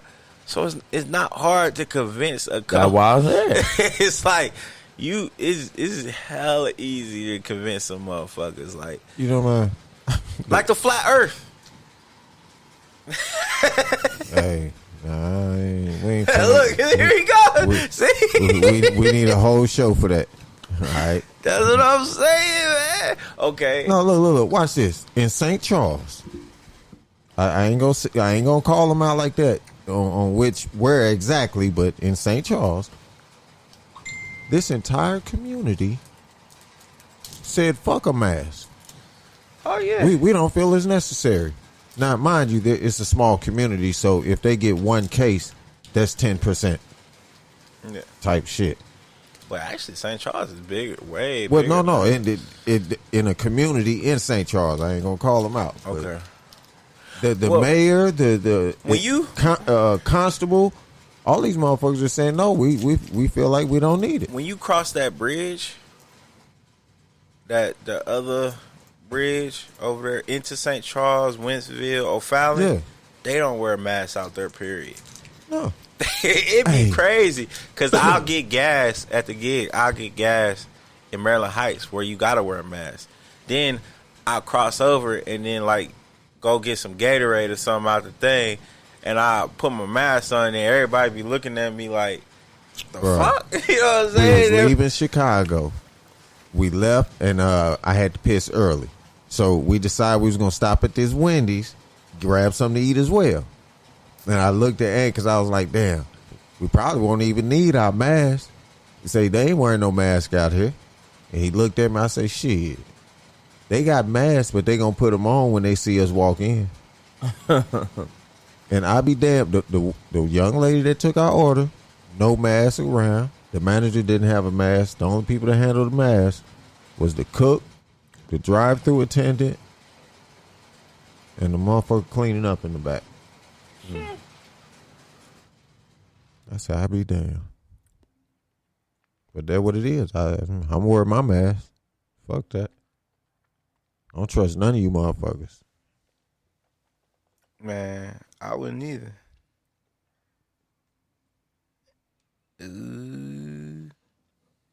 This is interesting. Bruh. Man, something else. One thing about it is this world is functioning on this world is always functioning with independent people, independent minds, and independent processes. So, like, you're gonna have people who believe something and people who don't. And it's like with racism. You have white people that believe that black people shouldn't get in the same pool with them. Just going by off ignorance. All right? And now it's not more, it's like a mass racism, a COVID racism that goes on. So, like, if you in an area to where they all wearing masks, they gonna try to shun you. Like, where's your mask? Like, literally, that happened to me when I be working outside. Somebody would walk by me and like, where's your mask? I'd be like, look at who's around me? Why are you asking me where's my mask? Like, I'm working. Shut up. Leave me the fuck alone. I haven't had that yet, but I hope it happens. Oh, Lord. Y'all Please, please don't tell this bald head man alone. Please. I'm like, boy, Leave this dude alone. You gonna have an interesting day. Oh, man. Oh man, I'm saving a good cough. You gonna cough in their face? Oh, brother, man. They gonna call the cops. Let them call. So you think you can get arrested for coughing in somebody's They're gonna face? be like attempted Right murder. now, yeah. They're trying to give you an assault. They're gonna be like attempted murder. He trying to kill me with his black guy COVID. And then if it's a black on white, it's gonna blow up on the media. Then somebody gonna write it. Black man coughs in the face of white woman. Yeah. Who asked him to put on a It'll go mask. big. Then he says, get out of my face, Karen. And then all of a sudden, the footage gonna hit YouTube because they ain't know I had the GoPro on. You don't want evidence of you actually doing it, bud. Not the whole story. Uh, Her walking down the street without a mask. Damn, that's fucked up. How'd I assume it was her? Did I have Karen on my mind? It might have been, man. I don't know. Karen's out here. It's a fucked up world we in, man. Why y'all do? Man, look, right when I was deciding I want to date a white woman, then y'all got to start doing this shit. wait a minute. What white women got to do with the mask? I'm just saying, I can't. No Karen. Yeah, I can't trust them motherfuckers now, man. With the Karen. Hey, you got wait. You got Karens attacking white women too. If you go to this page called Karen Burr on Instagram. Oh shit, bro. you gonna give me some more shit to laugh at. Oh my god, bro! It got like every Karen situation I've ever seen, and they just keep reloading because you know what's going on right now. A lot of the popular ones are Karens that go in stores that require masks and saying, you know, by law, I'm not required to wear a mask. You can't make me wear a mask, and they just be like, "Ma'am, please leave the store." Yeah, I mean, look, okay. Ma'am, please. Karens, please. let me help y'all out. Okay, I'm gonna give y'all some good advice because nobody wants to help y'all. I'm on y'all side today. All right. You go in a public establishment to render a service. Okay, that means it's a business. It's owned by somebody. Okay, it's not ran by the government. They do not have to serve you. That's it. That's all. show your ass. They ask you to leave. You either leave willingly or you going to leave in them handcuffs. Straight up. Or you might get your ass kicked depending on where you at. You trespass. Mm-hmm. Yeah. And that's what that one of the Karens said to a black girl. The black girl that was finna fire. She was like, "Ooh, I'm gonna beat this white bitch ass." It was so funny, bro. Trust me. Go on the page. You gonna have a good time. Bitch, just where's your mask? That's all I'm asking. Hell no. It was hella funny. Hey, all right. Do y'all remember?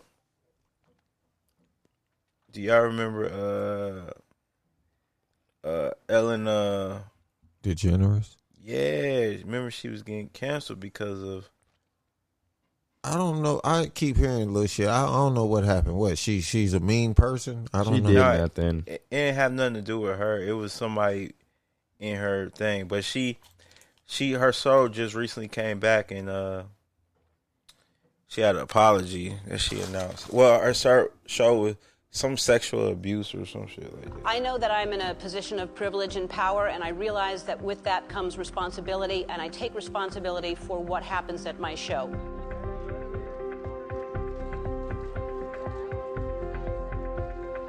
The truth is, I am that person that you see on TV. I am also a lot of other things. Sometimes I get sad, I get mad, I get anxious, I get frustrated, I get impatient, and I am working on all of that. I am a work in progress. And 3 top producers were dismissed from the show. Generous announced Stephen Twitch Boss was promoted. A black guy was promoted as executive producer.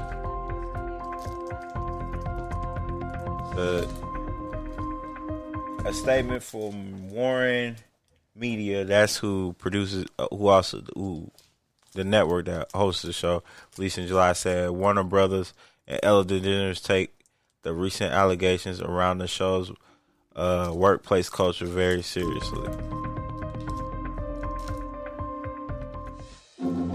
And typical. Yeah, I guess, was she trying to justify it by saying, I get frustrated. Ann Wagner has voted to repeal the... Man, look. Oh, Lord. How do I say this? She doesn't owe anybody any type of apology or explanation as to her personality. That's what it sounded like to me, because it made it, in her remarks, it made it seem as though... Is you saying that's what you saying, or you saying that's what she's saying? No, that's not what she's saying. That's not what she's saying. Okay. I'm analyzing her statement. Okay. When she said to me, she said that she's a work in progress because she's working on all these issues of being anxious, angry, happy, sad. These are all feelings, traits of a personality. So why is she giving an explanation or apologizing for her personality? Okay, especially if she's a boss. Because we live in a society where everybody feels like they can demand an apology about any little thing that they feel like offends them at any little time. What, again, I don't know anything about that whole controversy she had going on or whatever. You know what I'm saying? To me, it's part of that Me Too movement. You know, everybody started, fuck that, man. If she's an asshole boss, she's an asshole boss. Smile in her face and do your fucking job. Damn. I've been working since I was 15. I only got a handful of bosses that I actually like. Not me. You know what I'm saying? The fuck? I don't know, man. That's just me, though. I wouldn't apologize for a motherfucking thing. I swear to Right? They would have canceled your ass. We don't come with shit. She's a boss. She can get something else. I don't think so, man. Hey, so you think right now, as the shit is going on, you don't think it's a network or somebody else sitting on the side waiting? They ain't Yeah. gonna, Just waiting. Most of the people that got a problem with her They don't ain't even gonna watch air her show. her. That's what killed me. People that's always hollering cancel some shit be some people that don't even be watching it in the first place. Man, these are television they shows. gonna cancel y'all ass. TV shows. You know why they call them TV shows? Because it's a show. We gonna put on a show for you. All right, that's what Bill Cosby thought. No, Bill ain't had no show. Bill ain't had no show. He was done. by Bill that. Cosby was dipping in the Kool-Aid. Bill Cosby was done. Bill Cosby was about to buy NBC. That's what Bill Cosby was about to do. He was literally about to purchase them when all this shit popped off. Them white man had his ass fucking locked up. So you ain't about to buy shit, nigga. He was literally finna purchase the whole network. And now they doing big things. They stock couldn't be any better. That's crazy. All right, in other news. So, you win the lottery. What do you do with it? Let me tell you what this lady is. These lottery winners failed to keep their lottery. If you had a wish, what would it be? Probably a good number of people would choose to win the lottery. With all that money to insure, would be great to buy a new house, drive a fancy car, own a private jet. The stars lined up in 2015 for Marie Holmes, a poor single mother who won the North Carolina Powerball lottery that was worth $188 million. Bruh. All right, before I finish reading it, $188 million. What would y'all do with it? I'd retire. Right now. You asking right now? Yeah. If I 188 million, Yeah. I'd retire. You retire. That's enough to retire on for me. How long do you think it'll last?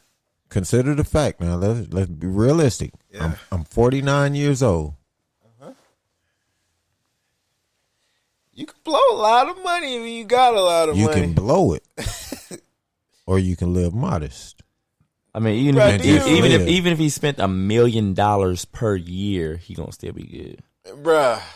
But realistically, the house, the car, take care of family, You gotta really live modest. and then, no, not that modest. You can $1 million still, a year, bro. Look, That's not modest. you could buy a $500,000 home. When you get that money, you're gonna have so many people stealing from you. No, You can't have all them people watching your money and dealing with your money. You gonna have to. No, you don't. you're one person in your money. One person. And then you gotta watch them. Yeah. You gonna. Well, I ain't talking about just people. First of all, you gonna have government saying, "Yo, this." I'm gonna let them get theirs up front. Listen, that's how you take care of that. Yeah, let Pay them get that theirs up front. You calculate all property taxes because, well, let me tell you this. First of all, I'm moving the fuck out of Missouri. The question I'm asking though is, obviously you're gonna retire. What are you doing with that 188 million? Are you just living? I'm starting a family entertainment center. No, okay. For me, consider I'm fit. I'll be 50 next year. All right. I'm going to live. I'm just gonna live. Yeah, I'm gonna watch my grandkids come up. I'm gonna take care of my nieces, my nephews. You're not gonna let your what? You're not gonna start a business or nothing, or? I mean, it wouldn't be for me if something like that was to. Hey, Bug saying he don't need. He take out enough money. He don't need to. Look, no, you're missing the key point. I'll be 50 next year. See what I'm saying? So to say, but what if you look? You gonna live 50 more years though? What if you know That's $188 million? Like I said, Listen, he could spend. At this point in my life, look up the average income for the average gross. How much money a person grows in an age of like 50 years from when the total sum an average person to make in a 50 year span. Make or it takes to live. Well, yeah. How much you would? Yeah, y'all get what I'm saying, right? Yeah, and I'm telling you, 188 million is more than enough. More than enough. All right. According to Maria, it wasn't enough. So I don't know Maria. That's it. I can tell she's superficial. All right, so how? All right, let me finish. I bet reading. she gawk at that white Bentley that be rolling through the hood. The stars lined up in 2015 for Marie Holmes, a poor single mother who won the North Carolina Powerball lottery that was worth a cool $188 million. However, after a series of events that cost Holmes a lot, both financially and emotionally, she may have had wished that she never won the lottery in the first place. Nobody deserved to win the lottery more than Maria Holmes. At the time, Holmes was 26 years old, single mother who worked 2 jobs to support her 4 children. It was difficult to work both at McDonald's and Walmart, but she did whatever it took to take care of her children. Shortly after Holmes hit the jackpot, she had to leave both jobs as one of her children was diagnosed with cerebral palsy. Caring for her 4 children is tough for any couple, especially if one of them has a disability. But for a single mother, the pressure was nearly unbearable. All she wished for was to take care of her children, and now she wasn't able to hold on to her jobs to provide for them. One lucky day, her wish came true. In February 2015, North Carolina Powerball jackpot was at $564 million.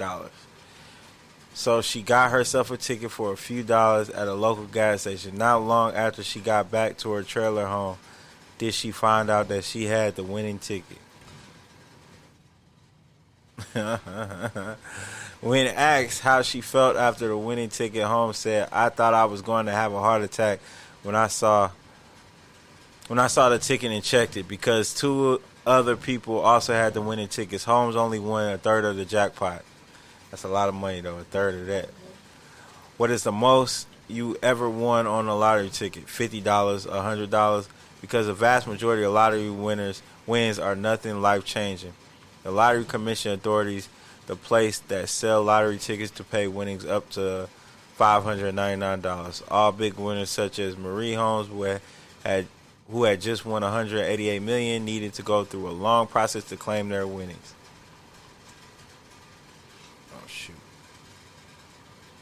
Okay, well, you didn't specify that. Okay, if the total earnings was $188 million, okay, you got to consider in the fact that they're gonna take half off top, depending on how the payout.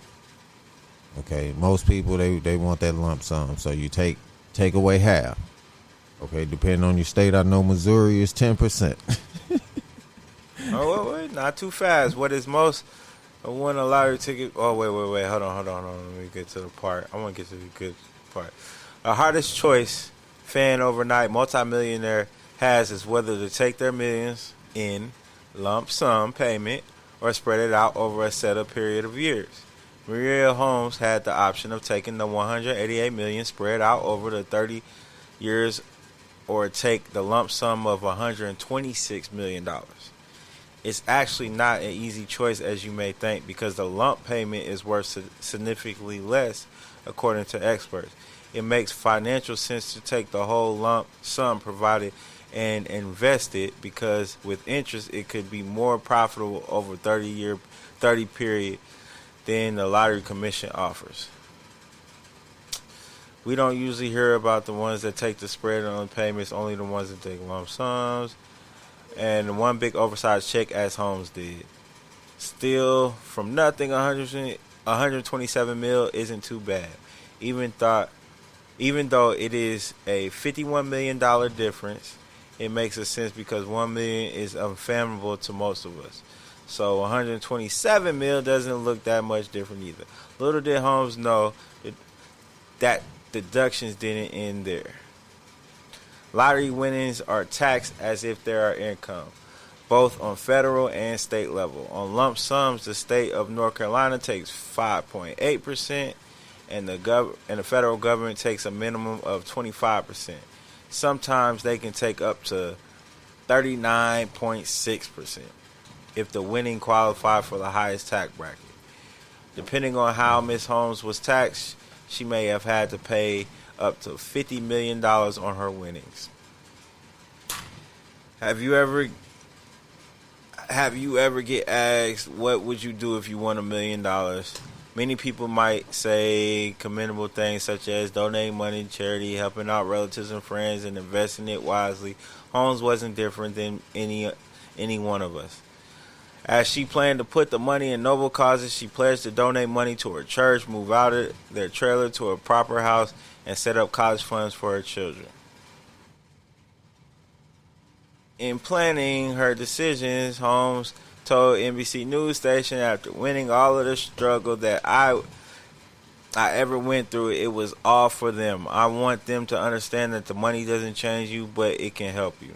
Miss Holmes was described as a person who understood the value of a dollar, according to her friends and family. After all, she was a single mother who worked 2 jobs at McDonald's and Walmart to support her 4 children, one of whom had cerebral palsy. Even though she now had the ability to own a fleet of planes from her lottery winnings, nobody thought she would take it for granted.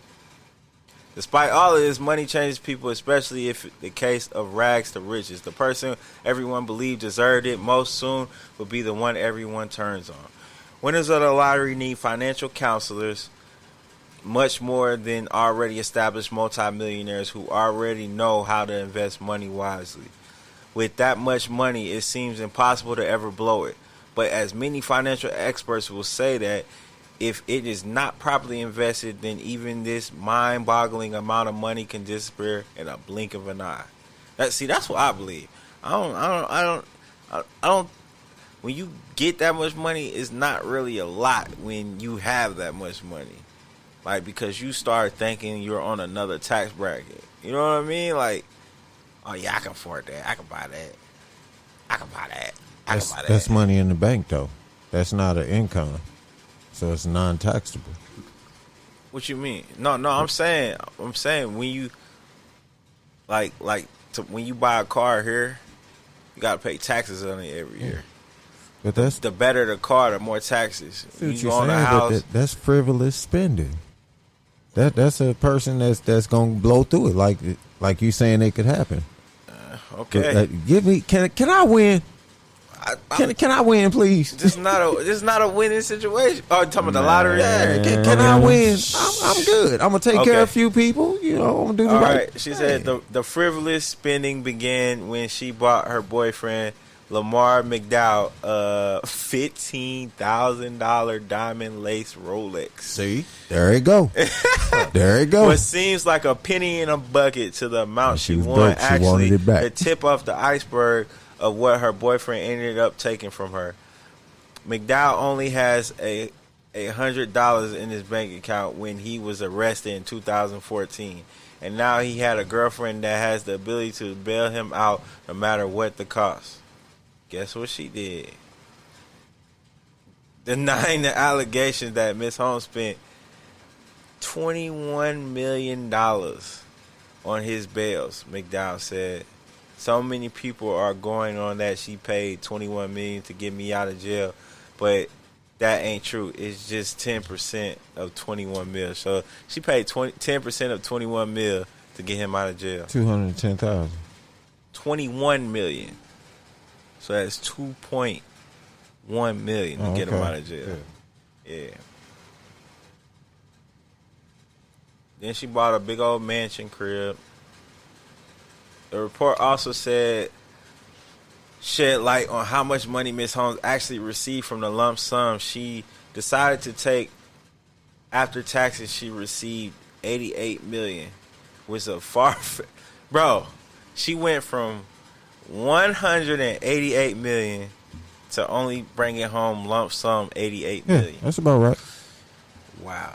I expect that. $1 million she won. Again, for someone that comes from rags to riches, $88 million is still mind-boggling amount of money. But Miss Holmes will soon learn that the loss of $100 million makes a big difference. What happens next is unsurprising. After Miss Holmes became famous for her lottery winnings, friends, family, and many others are calling her to borrow some money for a straight up handout. After all, what's 10,000 for a good friend? What's a new home for an aunt that bought your favorite toy in preschool? Man, the couple was constantly giving people for their money. Even though their friends and family were coming to her with good intentions, it got to the point that every time McDowell fielded a call, Holmes would say to him, "When money comes, there are more problems." How right she was. After the big jackpot, Miss Holmes and her boyfriend, who were persons of color, moved out of their trailer into a very expensive home in a affluent white neighborhood. Sadly, racial prejudice is still alive and well in the world, and the couple was constantly harassed by their neighbors, both subtly and not subtly, whatever. Subtle, yeah. One neighbor set up a camera to record everything they were doing. If I was driving down the road and going at the speed limit, they would wave at me for going too fast. They do not want us there. They were prejudiced, McDowell told the Daily Mail. The Pleasant Hill Missionary Baptist Church was Miss Holmes' sanctuary ever since she was a kid. She took the church teachings to heart and tried to exemplify them in their day-to-day. To display her gratitude to God, Miss Holmes pledged 10%, also known as tithes, of her winning to the charity. Wow. I bet you they didn't do shit for her when she got broke. Perhaps Miss Holmes was able to claim her winnings anonymously and kept a secret of her charitable donations. Then no one would have been able to take advantage of her good heart. Unlike other states, all big lottery winners' names are published for public record in North Carolina by law. That's a lot of states, and I disagree with that. Yeah, that's fucked up. That makes you a target, man. Yeah. I mean, she was basically a target. Okay, and then who was not affiliated with Pleasant when started to get involved with Miss Holmes and her family, even though they did not know him before they won the lottery. The pastor claimed that God led him to them. They believed him and invited him in their home for ministerial services and to help McDowell make better life decisions. As a white guy. Pastor Matthews felt comfortable enough to ask Miss Holmes for $1.5 million to help him build a retreat. The pastor says that even though the agreement was never put in writing, Miss Holmes did agree verbally to give him the money. Rather than wait, Pastor Matthews went to build the retreat with his own money and filed a lawsuit for $10 million on her. Yo, that's shady. Oh my God, man! It's just a lot of shit. So basically, the end of the story is, lastly, expected to be harassed by the family member, friends, even strangers. It was wise to not flaunt your money in people's faces and try to stay anonymous. Well, she went broke, y'all. I can see it. She went broke. First of all, you can't say flash your money when if you win, they put your name. Even if you don't show up for the interview, they still put your name out there so everybody know who won it. You know, there is no peace. Yeah. You know, for me, you know what I do? Being who I am, when they get me on TV, the Channel 2 News here in Missouri, and I'm standing up there with that big ass cardboard clipping, right after they snap the picture, I'm going to say, family, I love y'all. Don't come begging. I'm going to be the first one to call you. Like, bruh. Hey, cause look. The basketball team needs some jerseys. The ones that I got ain't going to come begging. You know what I'm saying? That's how it always is, man. I definitely, I don't know. If I won that money, the first thing when I'm taking a picture, I'll be like this. Fuck you. Yeah, you know what I'm saying?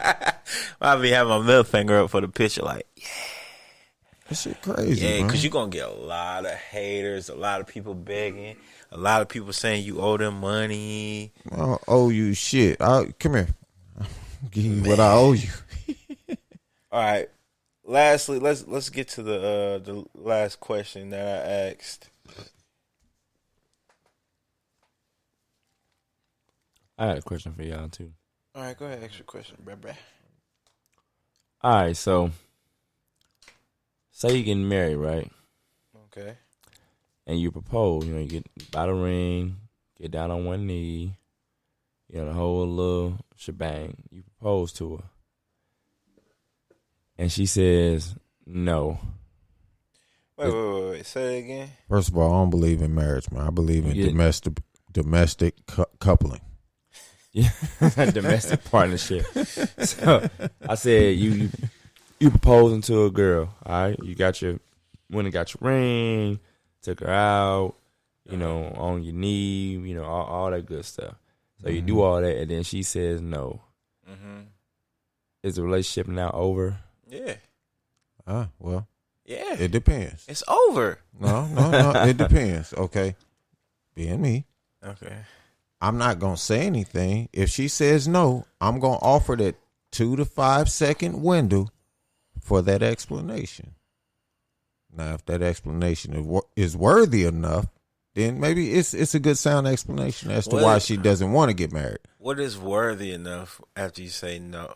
Maybe she feels we're not financially stable enough. Right, or maybe, you know, it could be a multitude of reasons. You know, to make it, okay, well, maybe we should wait. Maybe this was premature. Man, okay. If I ain't good, I ain't finna ask you to marry me. Well, you know, what's the word I like using about these women? God damn it. Bitches. Superficial. Oh, okay. I said bitches. Enough ain't enough. You may think you have enough, but they envision you. That's what I'm saying. If when I propose, I'm gonna feel I'm good, I'm solidified, and I'm proposing to you, and you tell me no, you feel we're like not, and she says because maybe we're not financially. I'm like, I'm good. What's your issue? If she don't want to do it, I'm moving on. She feels like that's not enough. I move on. Yeah, I move on.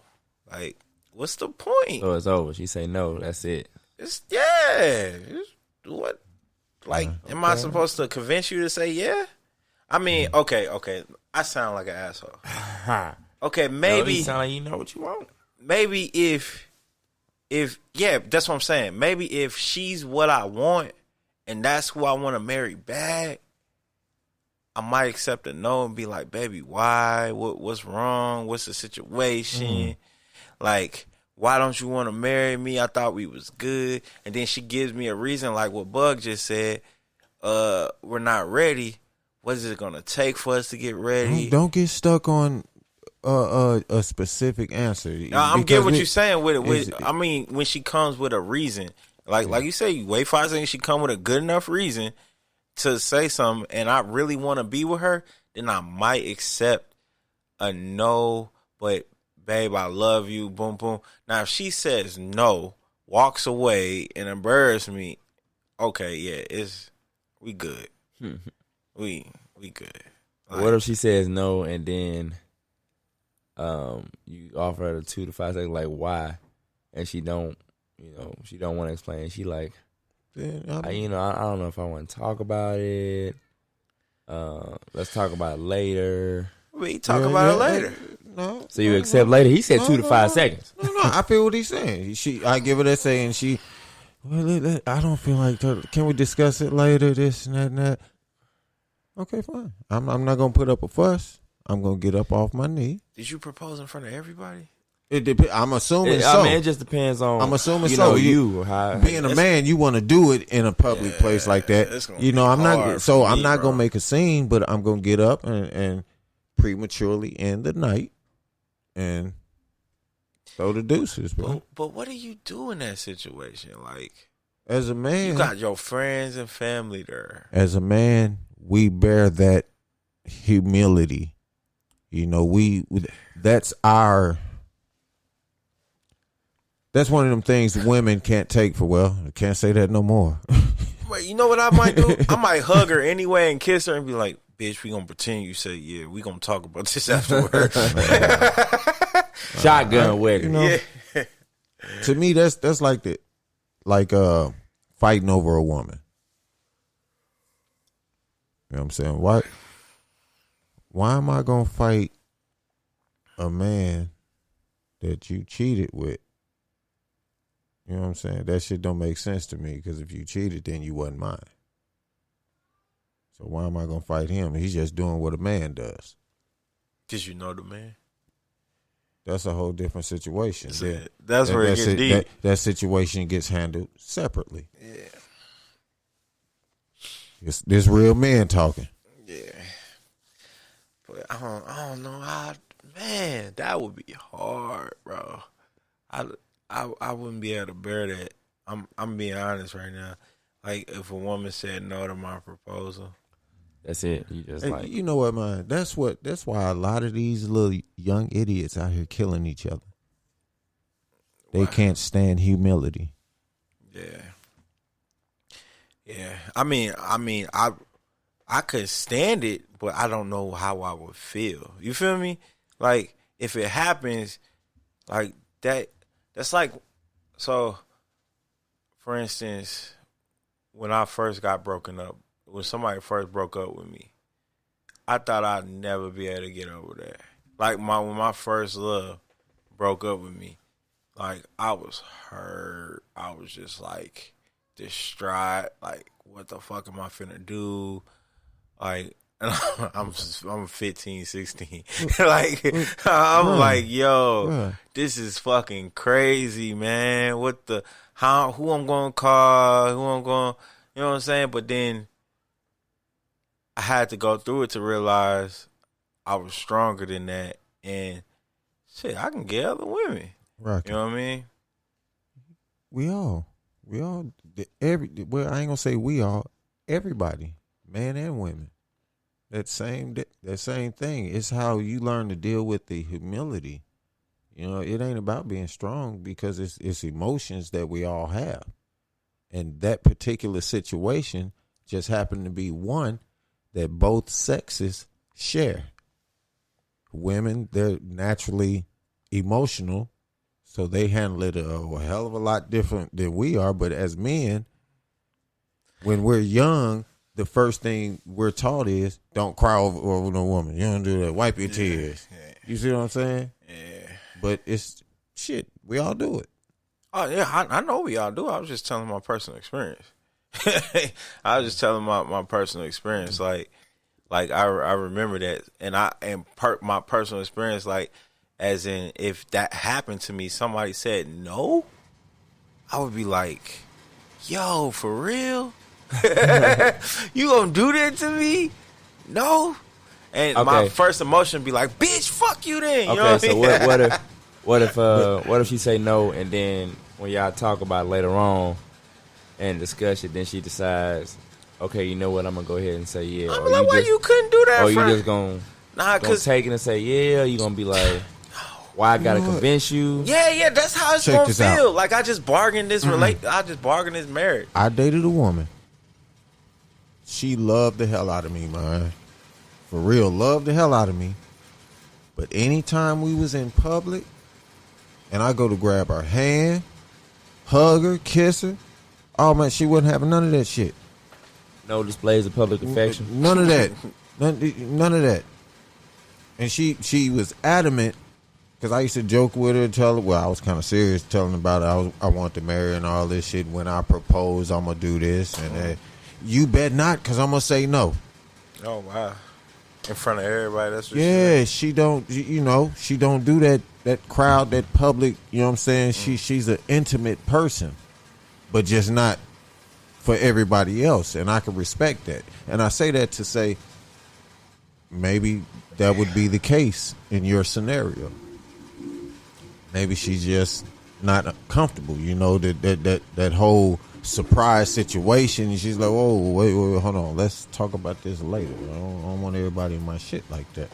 But man, if she love you, she love you. Like, what is there to think about?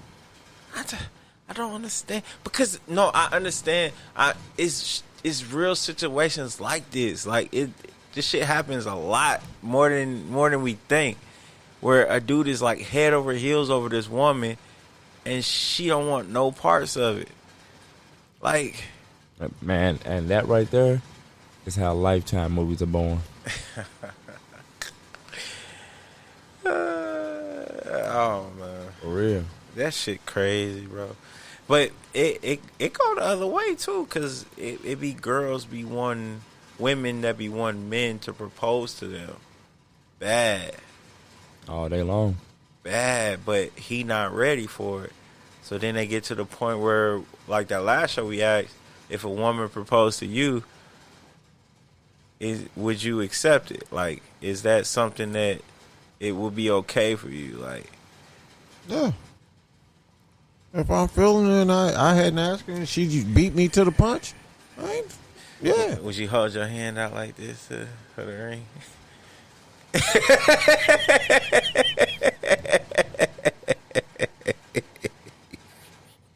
In Yeah, other I gotta words, see his I wouldn't fucking even face. dignify that fucking question with an answer.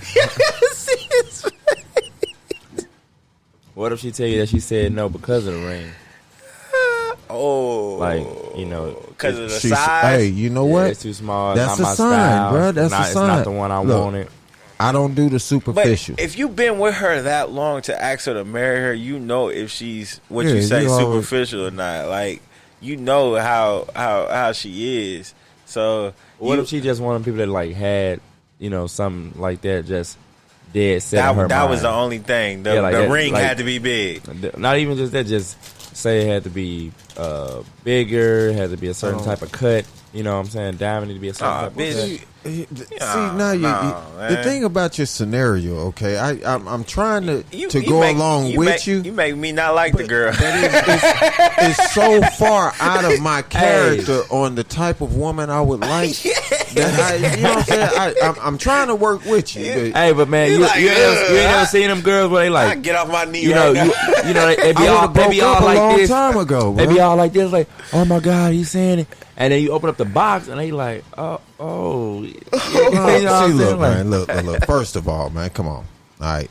If I'm with her long enough, then I would have taken her through the mall, hit the jewelry store, the whole little spiel. Okay. So On that note, though, there are some niggas that no matter what she showed you, yeah, they go cheaper they go cheaper and get what they want to give. because it's And more then affordable. then he get what he deserved. And then that might fuck her up. Because she done showed you. I mean, realistic. Come on, man. I'm not finna spend no $15,000-$20,000 on rule no is- ring. Oh, yeah, here the we go. rule What is- is 2.5 times your weekly salary? or Three- something? 3 weeks. Okay. 3 times Hey, your weekly salary. Check this out. Fuck whoever said that bullshit. Okay? Because here's what I'm going to get you. I'm going to get you what the fuck I want you to have. You know what I'm saying? That it is what it is. Now, like I say, I'm going to take her through there to get an idea of what she likes. But I'm going to get you what I want you to have. That's it. I want you to The have fuck? rhinestones. You She gonna have like, rhinestones. that ain't what I want. It ain't big enough. If I want you to have a cubic zirconium, I didn't want that cut. Okay, Yeah, well well- check this out. It's about 30 niggas down that hall right there. They can get you whatever cut you want. She said, why I gotta be like that, Bug? Why I can't just have princess cut? See, you giving her too much credit. Like I'd still be standing around there or something. You done walked off. Bitch, you know what? I'm gone. All right. So let's get into this last question. We got about 30 minutes. That's enough time. Yeah, man, 'cause I got to finish work. it out. All right. What do y'all think about our generation? 80s, 90s, the thousands. Are we entitled? Are we a me entitled bunch? What do y'all think about? Y'all some spoiled fucking brats. All you 80s and 90s and 2000 babies need y'all ass. What I said, damn, I said he kind of harsh on him. Now. And I had to think for a second, like, oh yeah. He late. What? Oh, She's yeah. 76, right? Huh? What is it? Are you early 70s or late 70s? What the fuck you talking about? Well, you just said 80s and Oh yeah, I'm 71, man. 71. But doesn't matter, man. I thought you was in like 78, Oh, 79. man. Look, well, I can't even say the 80s because some of you 80s babies, y'all made it out all right. Y'all made it all right. Bro, you was living your life. Real talk, you 90s babies and you 2000 babies, y'all need to be retrained. We need to send y'all ass back. There's some of the 90 babies that are cool. But like the millennials, bro. Man, the millennials is... And they 20 something now, finna be 21. Yeah, they act like a bunch of crack babies, man. Oh, man. Man. I didn't. Those are some of the group. Remember, we was talking about some of the ones that just don't get it, no matter what you tell they ass. Like the ones that's convinced by Trump stupid shit. Yep. Like those are some of the ones. Like they're literally allowing YouTube and Google to raise them, to come up with their decisions, to come up with how they finna do stuff. Like YouTube is literally it's like their guide. I got some comments. We can kind of comment on what some of the people said. Tiffany said, I call my 24-year-old son's generation the microwave generation. Want everything now without regard for timing and complexity. All day. Yeah, that's facts. That's facts. It's like when they graduate, they instantly say, I'm trying to get $1 million. You know what I mean? Like, they try to skip hella process. For instance, like some of the music artists that come out now, they think they drop one song and they own. It needs to be they need to be on the radio. They ain't gotta market themselves. They ain't gotta talk to certain people. They instantly think that every time. Henry said, nope, products of heroin and cocaine era. Adam said baby boomers started all that. Look how our government is run, and who is it ran by? We didn't start it, but we sure need to get out that mentality. Hey, I pull up that person's profile because they sound young. Actually, he's about 38, 39. Read it again. Baby boomer started all that. Look how our government is ran and who is ran by. We didn't start it, but we sure need to get out that mentality. I don't know. I would say, like, it was more hard workers back then than it is now. We got so many people that want to live on disability, fucking unemployment. Man. Like, I would say that shit has increased. But the people who come up with the bills and the stuff that allow them are what? The baby boomers, the older people. So it's like they pacify people, but I don't know. But if you don't pacify it, then that means you making a system hard for certain people. You know what I mean? So it's a give and a take situation, but I think people just take advantage of things that are meant for people who just have bad times.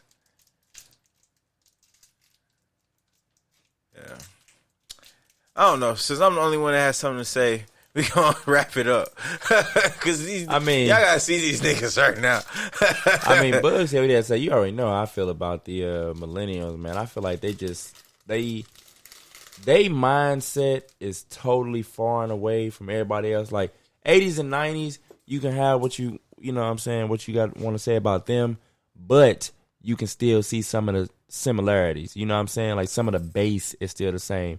These millennials, their asses on something totally different, bro. I blame the 80s and 90s people for raising them. Because as shit gets diluted, you may have some things instilled in you, but it's diluted to the point where you too lazy to pass it down. And where you start slacking on the parenting for like Yeah, because everything's so easy. You know what I'm saying? Like the 80s and 90s, when they start having kids and stuff, it's easy to stick them in front of the TV, Like turn it on something, or give them a phone or a tablet. Exactly. So that's why I was just finna say. Like, when did we start getting kids anything they want? Like, no matter what, you just get them for them. When like vacations or events were every weekend. That really wasn't how it was back then. Like, a family trip was done probably like once a month. Because when you take everything else was we go outside. When you take certain energies and components out the household, that's what you left with. Bro, it's literally, I don't even want to say this. It's literally like everything doesn't have to, you don't always have to take like amusement parks every weekend. You know what I'm saying? Big expensive events every weekend. That's not how kids were raised back in the day. Not at all. It was the little things that made the time with your child or family special. Like sitting around playing a board game. Having a family dinner where everybody sit around the table and have a conversation. Them trips were meant for like, okay, next month, remember, we're going to Six Flags. You know what I mean? It wasn't Six Flags every weekend to the point where that shit is boring to motherfuckers now. You know what I mean? Yeah, bro. Yeah. I mean, like I said, there's not a lot of diversity. Everybody pretty much does the same thing. Nobody really wants to think outside of the box when it comes to, you know, how they raising these kids and how they want to have a family. But like I said, these people they can't commit to parenting. They can't commit to parenting the same way they can't commit to staying at a job. You know what I'm saying? They can't commit to being independent, you know what I'm saying, for long stretches of time. And these people are good parents to their kids. They come home, they yell at them, they go in their room, close their door, and let them kids do whatever the hell they want. They doing a good ass job. then yell and act as if like you talk like that. That's one thing I don't like about some coaches. Like a coach yell at a kid, run that play, or don't. That's, you shouldn't drive in that situation. Like, you taught them that. You know what I'm saying? Like, don't yell at somebody about something that you never taught them. If you ain't never told them that or never taught them that, how the fuck you gonna yell at them about doing something? That's an oxymoron. Bruh, that should be crazy, man. All right, with that said, what's the final notes we gonna leave for the day, fellas? Anybody got anything? Final note, final anything, it could be whatever. Hey, tomorrow's a new day. For that new day, do one kind thing. Real love. Real love. Zen master of you. What you got, Reggie? Man, on the heels of that Dr. Dre madness, right after we tackle this police reform shit, divorce reform needs to be right on the heels of that, along with child support reform.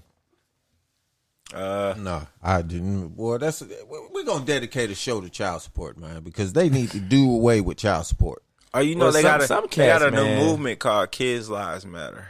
Hey, do away with child support, okay? And then I know where you're going. There needs to be something in place. No, it's real simple. If you can't show adequate proof, automatic jail. It's too easy. Oh, they gonna love that. Automatic jail. Stick these niggas. Because if you do the statistics, a majority of motherfuckers doing what they supposed to be doing. They just get caught up in the system. Now they fucked. Mm-hmm. Anyway, I ain't mean to shut you. Oh, you good? That's the point of the last thought. Yeah. My last thought is, don't let your right hand do something your left hand wouldn't. All right, we out. We out, man. Thank you for listening to the podcast. Yours truly, Drake Lockhead. It's Reggie. It's Big Bruh. The Spillover. Ooh, you make a mess.